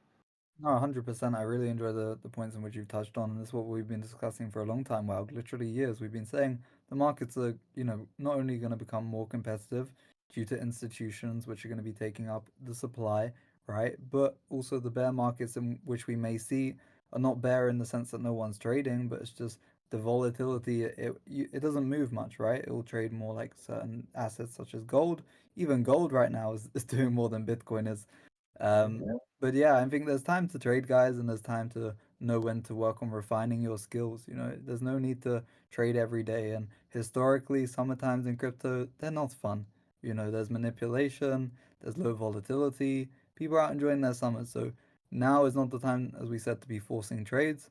Wait for a clear bias on the market. If you want to be looking for trades right now, ideally be looking for shorts, right? Until we get that flip in trend, inflows versus outflows market structure, we start getting bullish market structure. Until we get this, then there's no point looking for longs. If you're looking for longs on altcoins, some people they trade some crazy coins and they don't even know what the coins are, right? So you're trading something which because of Bitcoin's price action, Bitcoin's dominance price action, it's not going to largely affect that alt if there's a big bullish move on Bitcoin, right? So some projects are more fundamental, and at the end of the day, these fundamental aspects will always exceed technical aspects. Forget about your liquidity pocket, forget about your order block, right? There's bearish news. You got the Chinese banks going down, right? Then of course you're gonna be looking for sales. The technical elements are not gonna matter, right? So you always need to consider the fundamental bias as well. That is it. That is literally well said.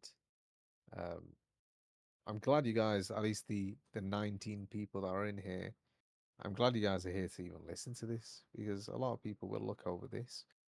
A lot of people don't want to go into the fundamental side because, to be quite frank with you, it's too hard to understand for some people. And fair enough, but we're here to help.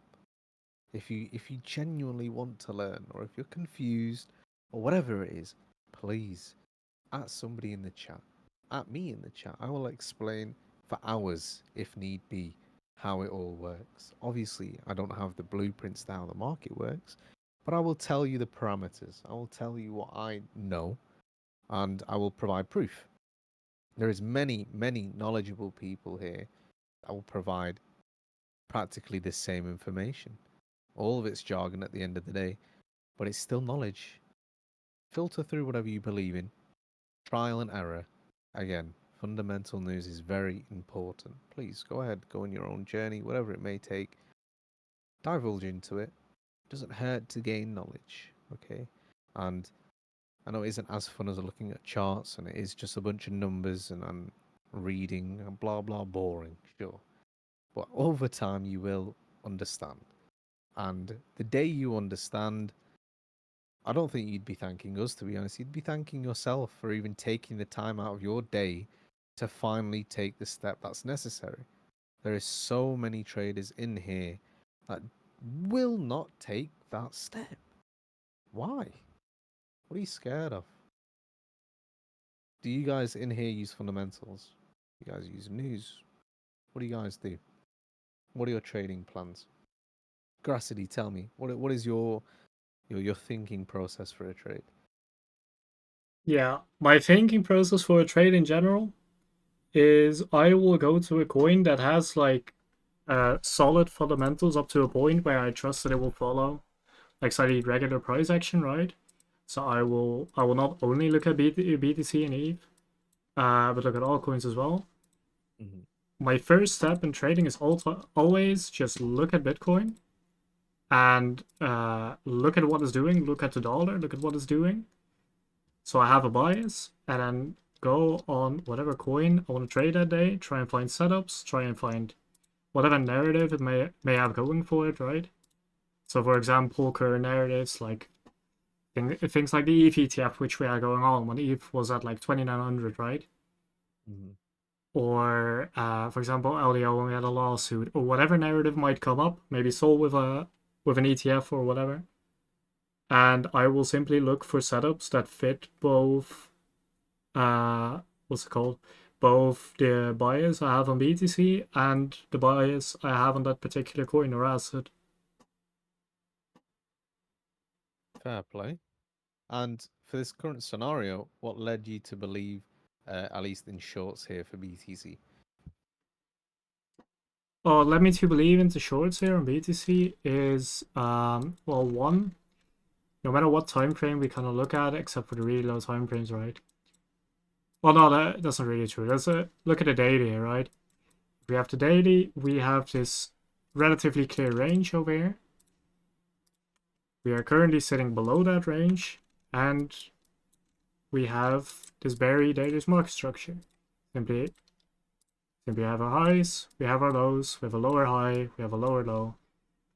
And that only leads me to believe that until we actually break that structure, we're gonna form a lower high. And if I go in a lower time frame, then that same bias occurs, right? We had some sort of market structure flip here, where we had a low over here, a high, higher low, higher high, higher low, and we started flipping this into a bullish market structure, but we broke it again. So until proven otherwise, I think this is going to be another lower high. That's the very basics for market structure. And apart from that, as you can see, I use harmonics, fibs, those kind of things to give me another directional bias. So in this case, we have a bearish harmonic over here, which essentially tells us, well, if this 0.5 level here, we touch it and we go down. Fair play. I mean, that was fairly simple, and again, like you said, it is bearish. At least from my personal understanding, flipping that 60k level obviously is very, very crucial, but that liquidity needs to remain. And what I mean by that is that once it's grabbed, that liquidity needs to fill that pocket once again. So basically, at 60k, it should be a next support. If this fails to happen, it will drop tremendously. Now, with recent news and recent understandings for how the market's been, from at least an economist stand of any point of view, it's been bearish for a very long time, and every single year, for some reason, everyone likes to yell that we're at a brink of recession and whatnot. And going back to the scares of stability, that the market's been pushed to use gold as a safe haven rather than pushing it into ETFs like this, the bearish bias is very, very strong. Upholding 60k or even anywhere near an all-time high there is a bit silly. It is very, very silly, actually. Creating 60k as a level or even 70k as a new level or a support for a market that is bleeding tremendously after being bullish for a very long time is, come on, it's not smart. They need to take profits at some point and rebuild around them. It isn't just the financial markets that are being focused. They have to build around them. Whatever country, whatever government, whatever institution it is, they still need to fund their projects. They still need to fund the ability to put the money into the market. And so, yes, we have come to at least a standpoint where liquidity is being drawn and we are being pushed into pressure. Now, every single time we talk about pressure, all it means is a lot of buys and sells are accumulating here. There is no definite idea of where the market's going until that position breaks. But more likely, or what is most likely going to happen, is bearish. Again, the reason that I gave you was it is irresponsible to set a new level at 60,000 and create a support there when the market is it is bleeding. Inflation rates are high and interest rates are high. Why would you set a market at that level when people can barely afford to keep it at that level? Are institutions solely going to keep their money at 60k and above for us? Again, they do not care about us. Seeing any level along those lines when the financial markets are bleeding heavily again is unheard of. It is not smart. Any levels below 50k, again, my level that I keep mentioning again and again, 45k is very, very safe. It's between the lines of where the market should be and where it isn't too overbought or even too oversold. It is literally the median of our current market. If we do not meet that range, we will lose tremendously. Again, I keep mentioning this that gold and BTC are both like brothers now. When ETH and BTC used to be together, now it's gold and BTC. The inflows from gold, at least previously, what it happened was when BTC hit its all-time high, so did gold, and they both fed each other. They fed the excitement, and they also shared inflows. Same thing happens here. Once BTC goes to a decent standpoint, gold will sell off. Where do you think the money's going to go when gold sell off? Well, when gold sell off, where does it go? Who knows? Someone just say something random. I do not care. Just tell me, where do you think gold is going to put their money after BTC hits 45k and gold is at an all-time high? Where are they going to put their money? And transition into Bitcoin. They're going to put it into Bitcoin. Again, the narrative is all there with Bitcoin. It's just not financially suitable to invest now. Okay. Why? Like there is many steps to breaking it down, but in the end, it is so obvious what they need to do, and they will do it. It just takes a lot of time, a lot of effort, a lot of coercing, and obviously a lot of pressure, a lot of volatility. Well, We will get there. you also like you have the fear index, right? But to a degree, there's also the greed index, and you know these big institutions are going to be selling when other people are greedy. Yeah, that So is I issue agree, with it, I man. agree with your bias, right? Like it doesn't make sense for them to form support at 60k right now. It's summertime with Q3. If anything, take profits. Wait for Bitcoin to become to that medium price and then reinvest. I think right now they'd be taking profits. Maybe they're waiting for the Q4 earning reports as well to decide, where they want to place their bids. I rest my case, man. Genuinely, like that is all I can really say. At least that's what I believe will happen. The only thing that could generate any positive inflow is the fact that United States has won against China. That is literally the only thing. And even for the United States to put their money into BTC now is not a good financial incentive. See, they just even out again, once again, bearish. That is, I've had this narrative, this bias for So nearly what, 2 months. well, what is, I know you've done your research on this. What's going on right now with China's economy and how does that tie into how much money America owes China? So, with at least current rates, with China, they're struggling with their real estate, sorry, their real estate bubble, and that's causing them to basically have that influx in sell-offs for the banks, and they need to basically provide liquidity for the markets. Now, with the United States, obviously they do not have unlimited amounts of money, and they will need a narrative that backs them, and that's where obviously gold comes in here. China and America are at, I'd say, like a head-on-head level, and the only thing that was basically separating them was their um, financial system. So the way the banks work. United States, I'd say, United States does have the best banking system in the world. Um, Simply because everything is so tight knit. There is no provisional government. Like it is run under one large government that is then broken down into a company and etc. and so forth. That keeps the banks running, and there's always protection for the customers that use those banks. Meanwhile, in China, it's the direct opposite. They don't have those facilities in China, and it's practically always a risk to put your deposits in a bank, at least in rural areas of China. And so, all that is that China will obviously now ask United States for the debt money that they've needed to collect, and obviously with interest rates at a high rate for United States, they will have to at some point pay it off. Will they pay it off now? No, they won't. They could not care at all. Uh, Only reason being is they don't like the Chinese, respectfully. They've suffered a large loss. Now, either China comes clean about it and mentions it to the entire world that we've had shadow banks in rural areas. They have posted news articles about it, but they haven't like made it as publicly aware as they should have. And United States is punishing that. Now, it's like a power move. The United States will either pay the debt off or China will ask them for a loan. So it's either China gets on their knees and begs or United States listens.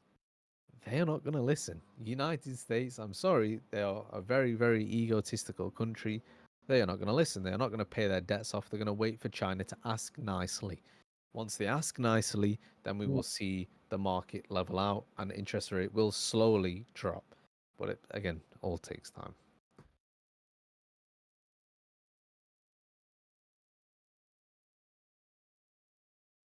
Session about war and money. War, like, it's as simple as it says, man. Like, when there is a war, the market becomes extremely volatile. Whatever country is involved in the war will want to have a safe haven, and they will choose their safe haven, and they will stick with that safe haven. Normally, it's not BTC, sorry, it's gold. But now, if we have a decent level and we do end up going to war again, BTC may be on that chart, and obviously we can see higher levels and whatnot. But normally when we have a war sentiment, it is quite difficult to break down what happens. There's no ranges. Every line, every analysis, every anything gets violated consistently. In those times, all you want to be is an investor. You don't want to be a trader. There's nothing really else you can say about war and money. Obviously, if you want to give me a specific war, we can go through that, but we'll probably do that for another lesson. Yeah, I don't think now's the time to be dissecting, Palestine. Yeah, we did that fucking what 5 months ago, 6 if not longer. Yeah. We were correct in the end, obviously. Fucking hell. Yeah, hopefully there's not any more wars, man, but never know with what's going on in America right now. It's a joke. Yeah. I saw a video the other day, I don't know if it was real, it was of Biden introducing the head of I'm not sure what president it was, but he called him Putin, and it was not Putin. Yeah, Oh, no, for goodness that was the sake. president of Ukraine, but they called him No Putin way. instead. No way. Yeah, he That is Yeah, the did. biggest blunder in US history. Yeah, it was Zelensky. Yeah, he called what is it like? I'm not that big into American politics. Like his vice president Harris, like he called her Trump as well. Crazy. Imagine calling Big Z Big P. That is mental. Oh, that's what you get for having an old man in office. it was Vice President Trump, imagine. Yeah, yeah. We have an amazing picture of Vice President Trump and President Putin. I had expectations for this year, and this year has already gone by quite fast, right? With us in Q3 already, but I did not expect both Biden and Trump to be running against each other. Really? Yeah, I was thinking like maybe they get another candidate in. Like, come on. Nah, Yeah, I knew they were gonna run it back, bro. They were starving for each other. Fuck, And I sort of 1v1. Yeah, no worries, man, Duffy. Enjoy yourself. He's something be easy. Yeah, I actually need to get going. I have a call with 101, but I appreciate the conversation, guys. Hope you enjoyed the rest of your weekend. Likewise, man. yeah, you too. Enjoy your evening, man. See ya. Bye bye. Bye. Yeah, it's shown that that D level is indeed scary. But if it's truly scary, right? I think what's it called? What both Wog said and what we went over in the stream, like quite a bit. Like in the end, no matter how you look at it, right now we're in a bearish structure, right? So as long as we're in a bearish structure, you want to be prepared for bearish moves. So even though I do think like this 42k level is really scary, right? We do have time to prepare for it. Like we've been in this range for more than a week, right? So we have time to prepare. So you can load up on shorts if you want to hash, or you can get out of some spot positions if you're in too many or those kind of things, right? Because in the end, it is visible on the charts. You don't need the market to go up to actually make money. You can make money with the market going down as well. Like that's really possible in the end.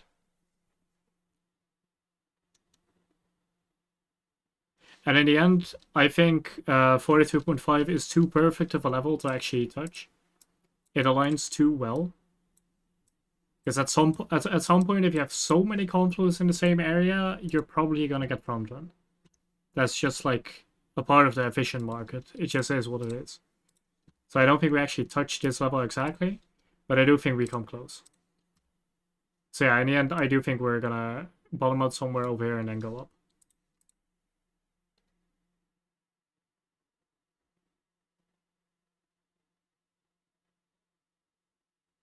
Yeah, exactly. Let us chart. I have nearly the same levels, right? You can see it over here. 44.1 to was this 42.5. This is the box where I think we react. I think this is gonna be the bottom.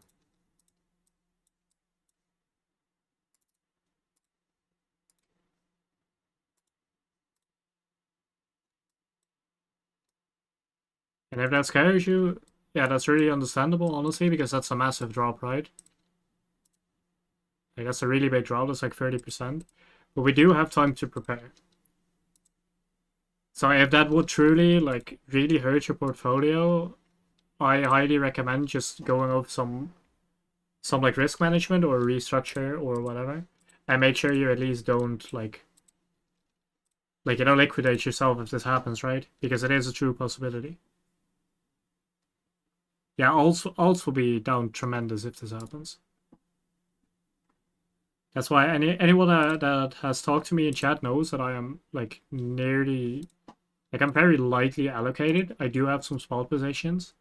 Because, for example, like say at 25 cents, like I couldn't pass on that. So I do have some of that, right?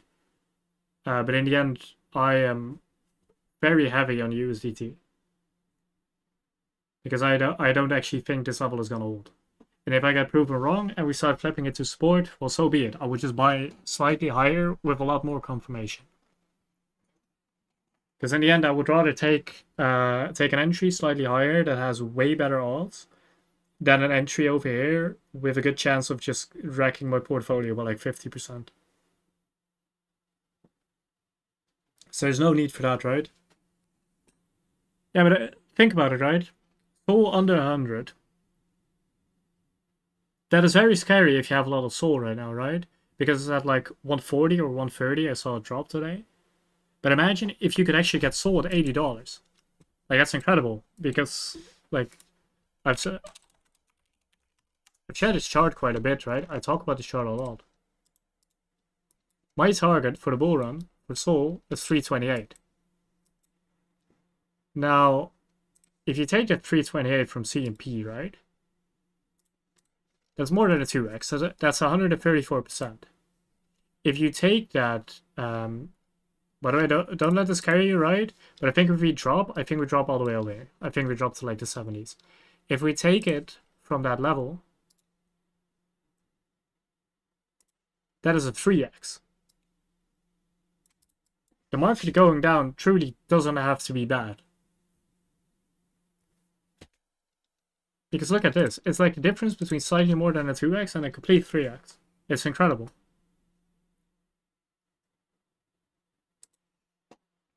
I have the same for ETH, right? Is it this chart? Yeah, I think it's this chart. I shared this chart a few days ago. I called this spot play. This is one of the only spot plays I'm fully in, right? I said I'm gonna be buying a very small amount of CMP because it's a good level. It's range lows. There's a bet there. I like this level. And I think it's gonna go a lot higher, and I'm buying the rest over here. This is the area where I'm buying most of my ETH. at this box, which is like 2.5k. Now, where do I think ETH goes? I think ETH. Well,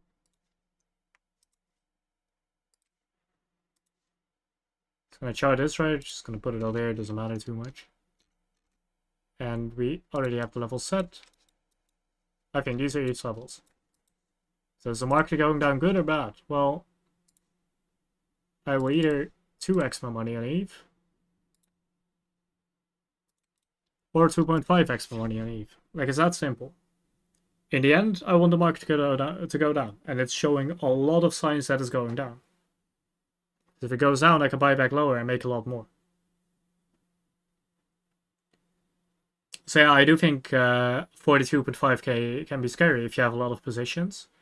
But we're also at a period of time where you have a pretty easy time to de-risk.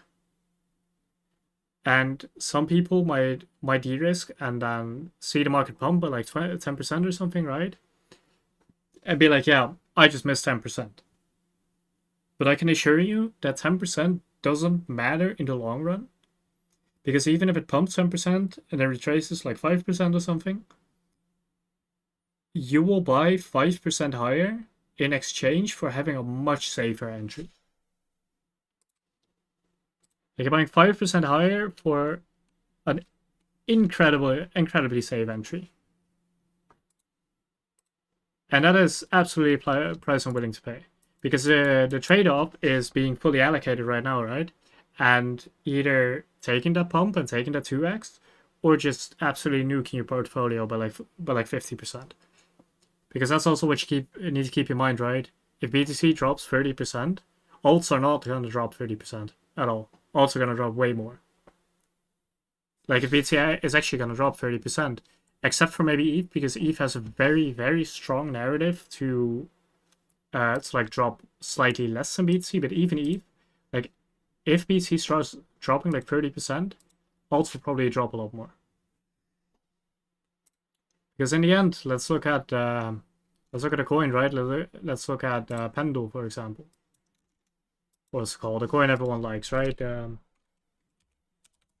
So also has an ETF going on. So let's look at let's look at Atom. Actually, Atom is a really good example. Look at Atom. Atom has zero demand, absolutely zero. BTC, in comparison, right? BTC peaked like over here. Look at where Atom is. No one cares about this coin. What do you think will happen if BTC drops 30%? Atom will probably just go to the next level, right? And the next level, if you look at Atom, I'm gonna put it on line chat, it's like over here. It's like this level.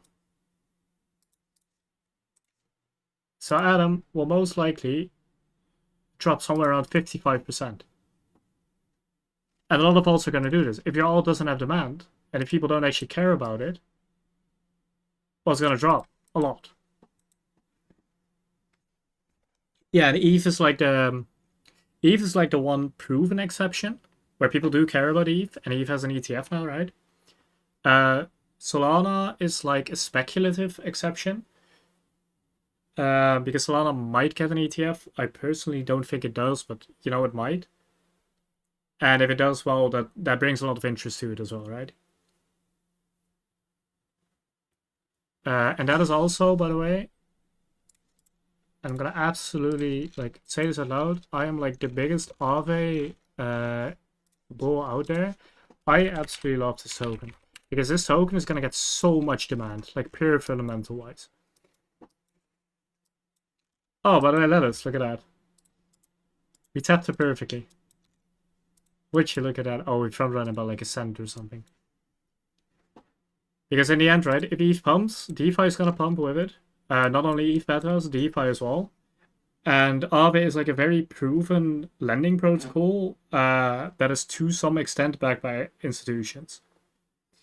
Because one of the major things you can do if you have like an excessive amount of Bitcoin and ETH is you can try to lend it. And Aave is a proven way of doing that. So that is why I'm trading Aave a lot. And every time I short, I buy more. And I don't care if it goes to like 60 or 50 or whatever, I would just buy more. So not all pair with ETF will do well. Well, I mean, ETFs are a direct narrative, right? A coin doesn't have to have an ETF to have a narrative, but the ETFs are a very strong narrative. It's like, yeah, every coin needs a use case, right? For people to actually want the coin. And something like Aave will probably not get an ETF because in the end, Aave is technically some sort of security because, well, same reason with LDO, right? LDO is probably actually a security because staking is. But in the end, it will probably not get an ETF, but it does have demand for the reason that ETH and Bitcoin are getting more demand. ETH and Bitcoin get more demand. Aave is a protocol to actually lend your ETH and BTC, so this will get more demand as well. Yeah, something like that. ETF is like an added confluence, but a very strong one. Like a lot more than just, oh, this coin is AI, I want to buy it because it's AI, right? Yeah, it's a narrative as well, but it's like, do you actually care? Because I can assure you, if you actually ask a lot of traders like what does RNDR do or what does Fed do, they're gonna have no clue. But it's AI, right? So it goes up. And ETFs actually have a very, very strong narrative because it allows a lot of people to invest in crypto ETFs without actually like just buying BTC. It's very nice.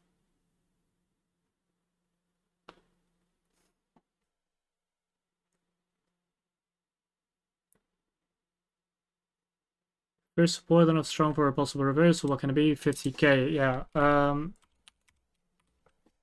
I have a very strong opinion about this. Well, strong opinion. I'm of the opinion that too many people are looking at 50k. I'm someone who really believes in the efficient market hypothesis. And to like very, very heavily oversimplify that, the efficient market, is if too many people are looking at something, it will not work. If too many people are doing the same thing, it's going to stop working. That is also why I think the 0.618 is less reliable now, and why in harmonics I think Gardleys are less reliable, and I find deep Gardleys to work more often. So that being said, literally everyone is looking at 50k. So do I think 50k will hold? No, I don't. I absolutely don't. Well, what I think is going to happen is we're going to touch it, we're going to bounce. This is going to bait a lot of longs, and we might consolidate for a small bit up here, or we might not, and then we move through. We just build up liquidity and we move down further. Because too many people are looking at it. It's too easy to bid here. Because market makers don't want you to make money in the end, right? They don't want people to make money. They want to make it themselves. For someone to win, someone has to lose. So for the market makers to win, retail has to lose. And if the entirety of retail is looking at 50k, well, it's not going to work. So yeah, technically, this is your first bounce area. For sure. If you trade purely based on TA, this is your first liquidity area. Do I think it holds? No, I don't.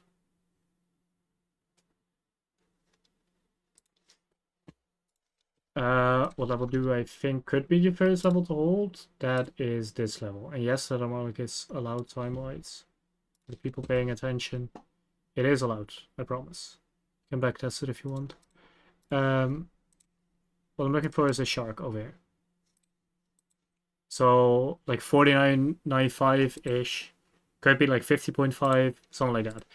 That is the first realistic level I'm looking at. 47, I will close most of the short, yeah. I do recommend TPing 53k. Because it is possible, right? I don't think it will work. I don't think we will hold on 53k, right?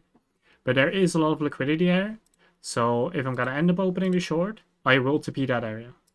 And I recommend you do the same. This is a good area to take a TP.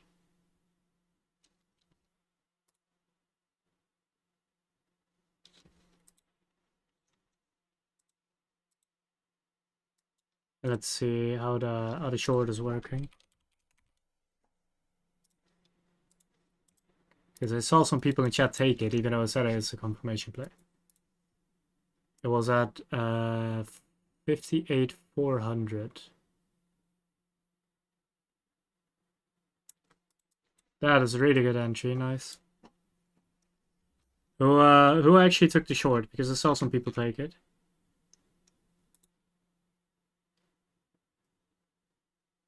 See what they pose. Yeah, it's absolutely nuking lettuce.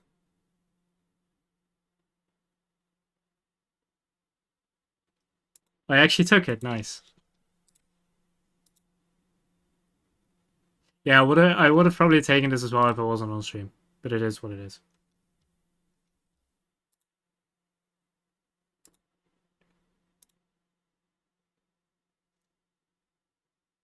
Yeah, that's good lettuce.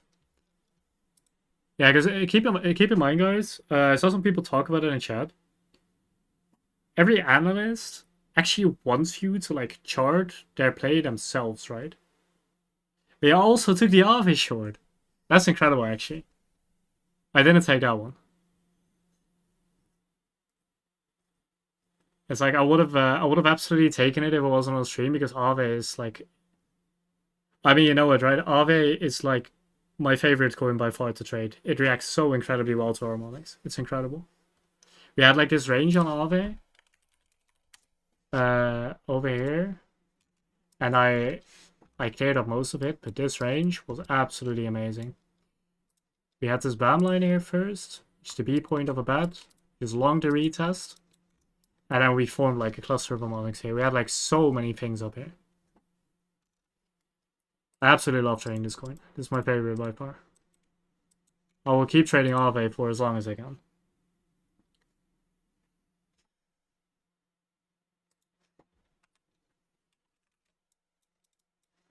Here, I'll get you some TPs.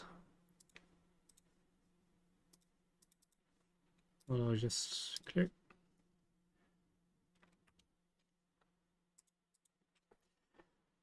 On the 786, on the 214 to 2.214. Blind, not 2.214.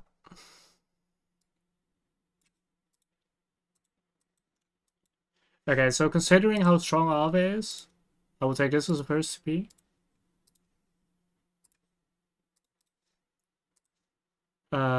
This is your second TP.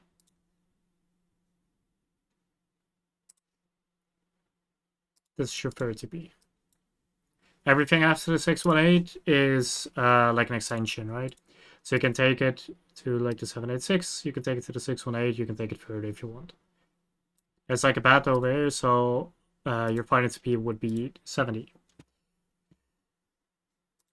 This will be your final TP. I'll put it in chat.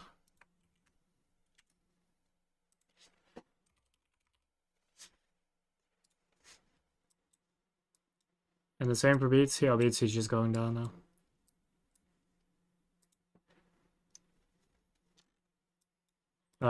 This would be my heavy TP on BTC. This deep crab over here.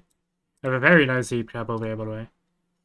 I would heavily TP 47.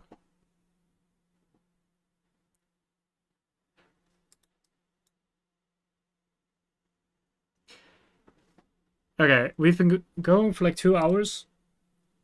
So I think I'm gonna end the stream soon here.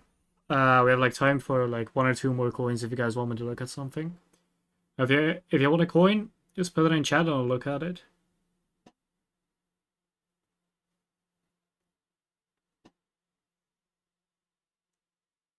W is in the coin. Okay, please see Tia. Yeah, I'll do Tia first because I already have it charted.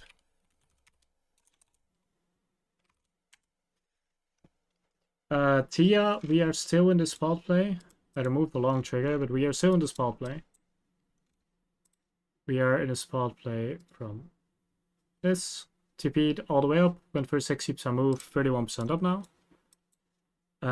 The only things I'm seeing on lower time frame Tia right now are shorts. This short of the bat and short up higher of a crab. But do note my bias for Tia, and this is one of the only coins that has a bias. My bias for Tia is actually up. Because this is one of the only coins that actually broke daily structure. Because we have our daily high over here, and we actually peaked above it. Like we broke the structure, so our structure is up, which is like TIA is like basically the only coin that did that.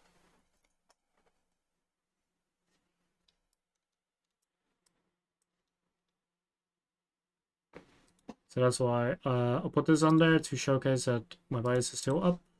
I'm gonna put it in chat. The bones, thanks for the stream. Yeah, thanks for having. It's good having you, Raj. Yeah. Okay. So I'll look at W and I'll look at acro.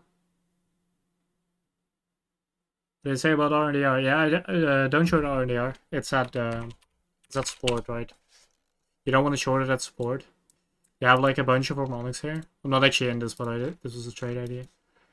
You have like a bunch of harmonics here. You're at support, high liquidity level. I would look to bid lower. I would look to bid like this level, and like place some bids over in this area. Instead of shorting. So just buy lower or long a dip instead of shorting because you are already really low.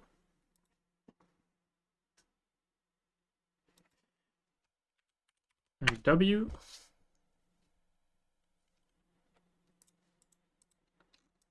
Disgusting chart. This coin absolutely died. Wow.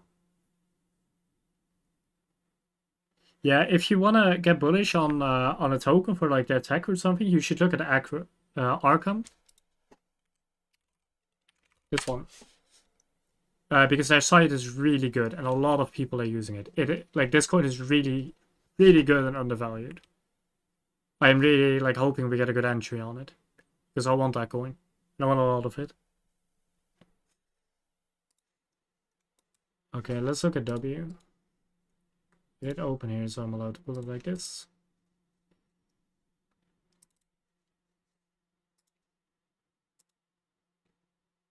Oh, we're bouncing off the 886 actually. That's not that bad. Okay, I'm gonna draw the most ugly harmonic you've ever seen. That that is disgusting. That's not even allowed. Okay, so there's unironically a 382 there. Is this even allowed?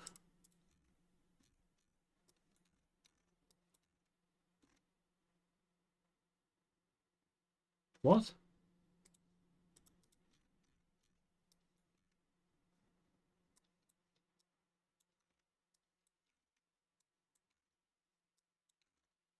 Oh, it's not. That is sad actually. That would have been valid. Oh, it is like this though.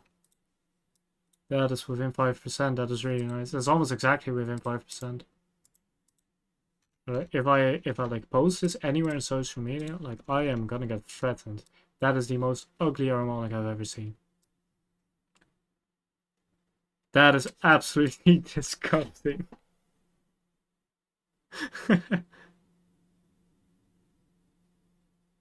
Look at that.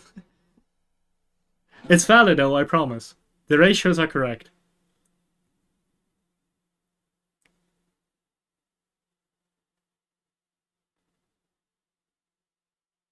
Faro. So OS triangle, brother. I don't know what this is, man. Soul for short.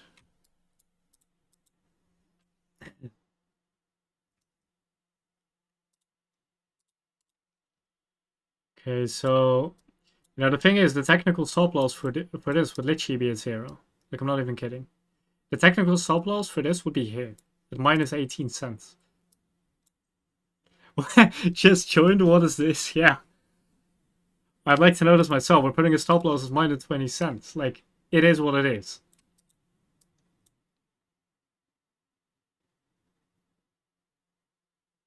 Do I even dare to put? I'm actually gonna save this chart. We're just gonna add tip because I know he likes his harmonics. Add tip. Probably gonna see it when he accepts. I'm just gonna have a good morning him with the ugliest chart known to man.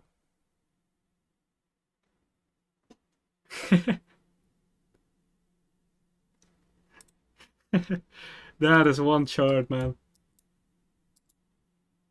Okay, genuinely though, because I know W is a good project. Like I'm memeing it a lot, but I know W is like an actual project and got completely like messed up by the market.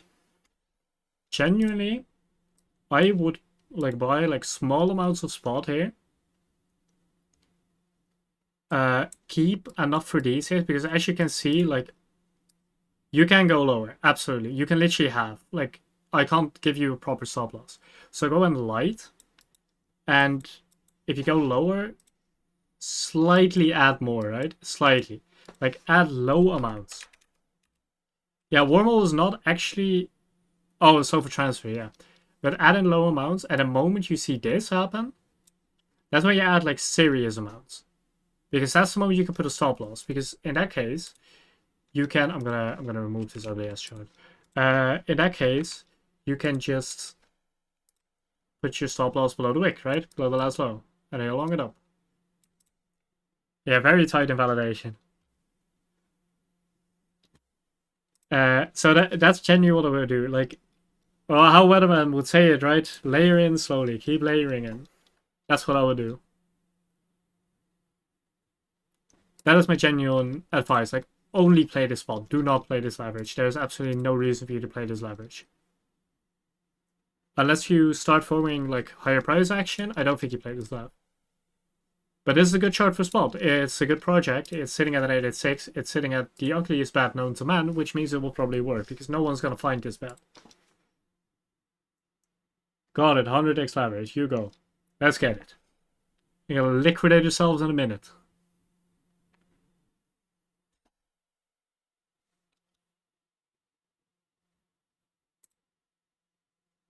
Don't they have SEC attention? Yeah, most do. Yeah, I agree. But that's priced in already, right? The SEC attention. Because that's old news, I guess, the thing. Fundamental news gets priced in quickly if it's something like that. That's why I'm still looking at LDO, right? Even though they have a lawsuit going on. I really want to get more LDO. I don't want to get it at these levels. But I have a lawsuit so it can go a lot lower, right? But LDO at like 1.1 or something, that's an absolute steal. Like imagine if we get that.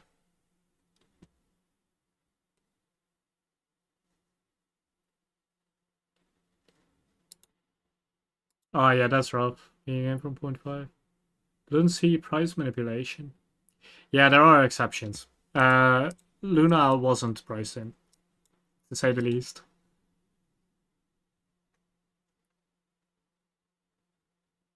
Okay, actually, if what Lelis is saying is actually true, then I highly recommend like properly doing research first because you actually buy before you actually buy spot, right? I don't know if it's true. I'm just taking his word. If it is, like, do your research. That's the thing.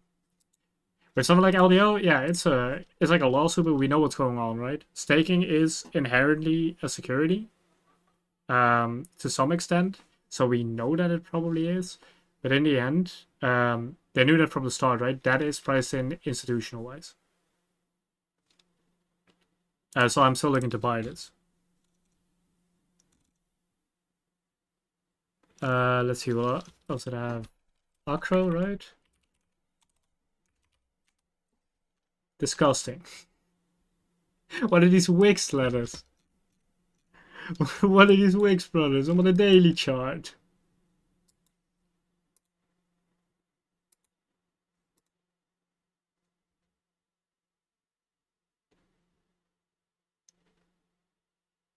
Oh yeah, like that. You have the 786 going on. Yeah, I charted this a while ago. I think. I think there was a crab here. Oh, that was a shark. So I'm gonna fill like an entire zoo one day. There was a shark here. It's not a very nice shark, but that was the only thing I could find back then. Whoa, what are you suggesting? What is this? It's basically finally nuking, by the way. Oh, it's nuking hard, hard. I'm sad I missed that short. I'm glad some of you got it though. I know a lot of people in stream actually got into that short, so also updated in my channel.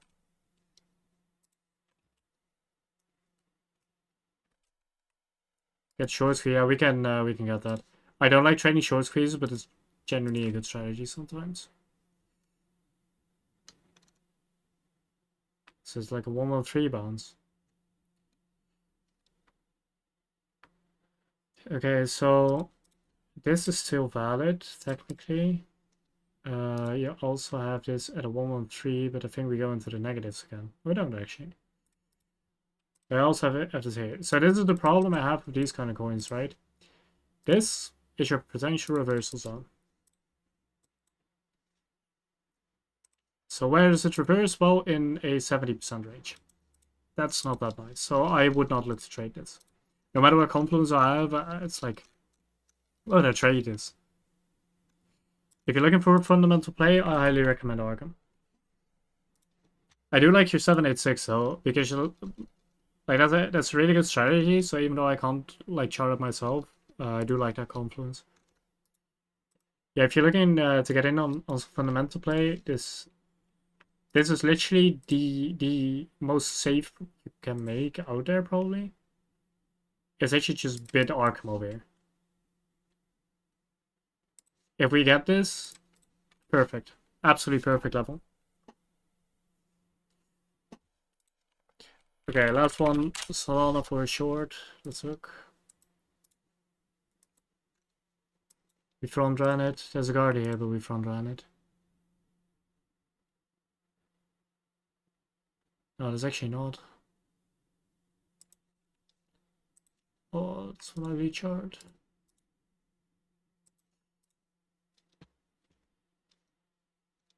Is there a 5? Oh, I think there is.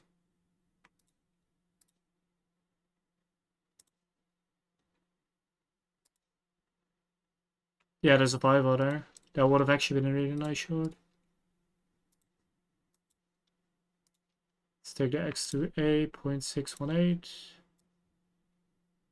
Right there. The targets will probably just the same area again. Or it is. I'm not actually gonna remove that. I need to keep that one. Solana is super strong, feels auto shorted. Yeah, welcome to Harmonics. It is like actually the biggest drawdown of Harmonics, in that you will end up always shorting the strong coins and longing the weak coins, because Harmonics are a style that absolutely excels at knife catching. If you think about it, right? To put it in a different way, if you think about it, it's gonna be C chart, right? I'm gonna draw an harmonic in the form of price action, right? There's a W shape. Very standard W shape, right? This is your high. This is your low. High, low. This is now a bullish uptrend. Every single bearish harmonic is in an uptrend. Every single one of them. That's simply how they work. The 5L is the only exception. Because 5Ls go like this. And a short here. Short here. So yeah, I agree. So is strong. That is actually the only reason why I can short it.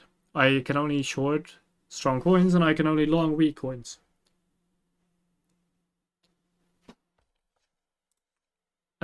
So I talked about that with Lettuce today.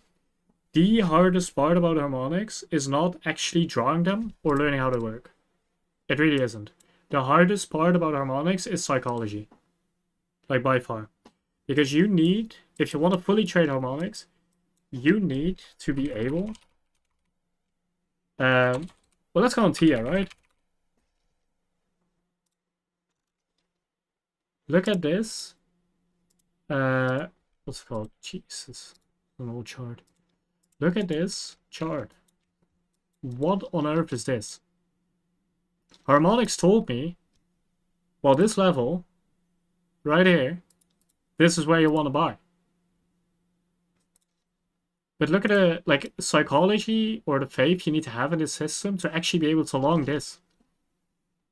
I guess what I'm saying, like the hardest part about harmonics is absolutely not like charting them.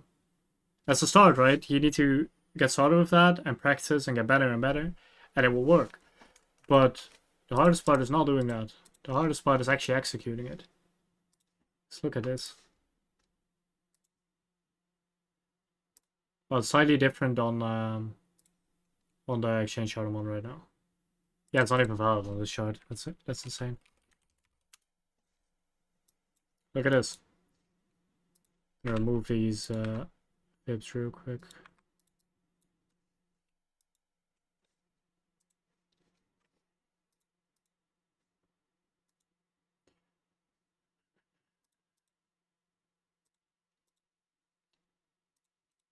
That's the thing. This area, this exact area, was an extremely confluent level for harmonics. If you trade a lot of harmonics, you will know that this level is essentially just your reverse zone. This is where price will reverse. But you have to buy or long in like such a massive downtrend. Like, it's hard, honestly. That is the hardest part about harmonics. It is not actually drawing them, and that's the truth. That is the very brutally honest truth.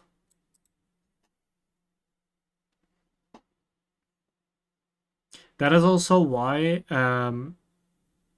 like, if I don't feel well mentally, right, you will simply not see me trade for like a week, 2 weeks, whatever. Because you need to have your mind in check, right, to trade, and even more so with harmonics, because you're always trading against the trend, no matter what. So if my mental is not right, I will not trade. There's absolutely no reason for me to trade. And that is something that not a lot of people talk about, right? But it's really important. Your mentality while trading is really important. Yeah, you have to be really decisive as well, because look at this price action, right? It's a wick. It didn't stay here. It just went up. That's the thing. You need to be really decisive, and you need to be confident. And that's really hard when you're playing against such a strong trend. As well, in the end, Tia had quite the fall down. That is an 80% downtrend that we bought. And that we longed. And we absolutely nailed it, right? It went well. It works. But it's hard.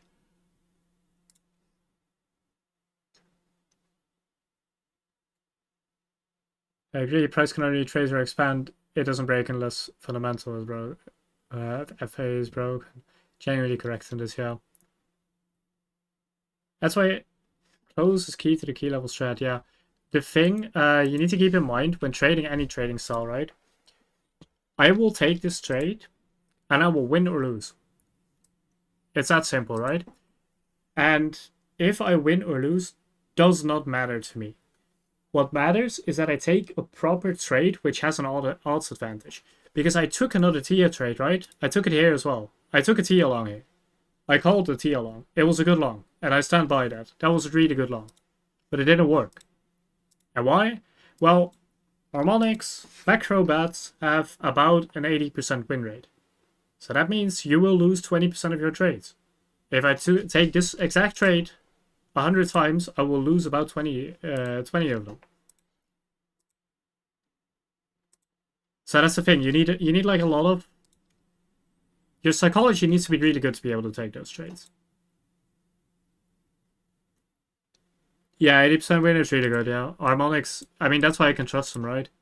I know they work, I've backtested it. I've read all of the resources. I know the strength and exactly how they work. So I know that, well, I can take this trade 100 times, I will win about 80 times. And taking a 60% move that many times, well, we take those. Because keep in mind, I called this on Twitter as well, right? And I took this myself at exactly this level. So it's a 66% move. So it's like an odds advantage that you want to create for yourself, no matter what trading style you have. And you just want to keep playing that exact odds advantage.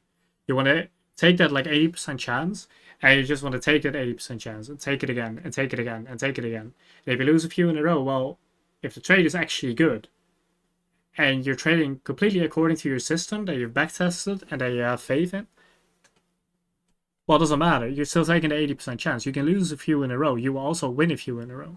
As long as you keep playing with that odds advantage, and as long as you actually have that odds advantage, that's why backtesting is so important, you will stay winning. That's also why risk management is so important. Because I can lose 20 trades in a row, and I will still have enough in my leverage board to keep playing the same odds. Even if I lose 20 trades in a row. Like, it's that simple. You should just want to keep playing the odds advantage. And realistically, I won't, right? I won't lose 20 trades in a row because the odds of that happening are unbelievably small. But those are things you need to keep mind of.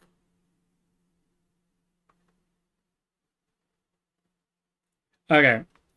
We've been going on for 2 hours and 15 minutes. So I'm going to call it here. The only plays we had in stream are BTC. Well, I have a bunch of BTC charts. Our BTC, which is up nicely and absolutely nuking down. I love this short. I'm going to be updating this on my channel because I know a lot of people in chat took it, so I really like that. And another we had, which a few people took, that I couldn't personally take, is Aave. Oh, that is really close. Imagine perfectly to the dot. I'm not going to be updating this one. If I don't know, I forgot who took it, but the person who took it, I think you have the TPs.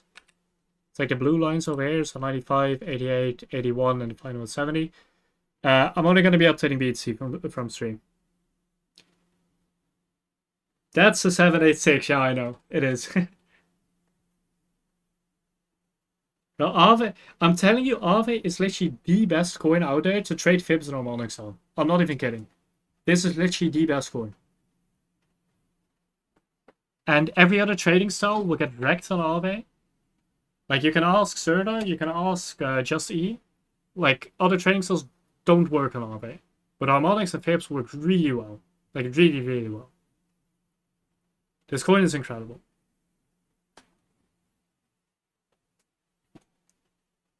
Okay, well, that's going to be it for me, guys. Thanks, everyone, for coming. I've ended the reporting here.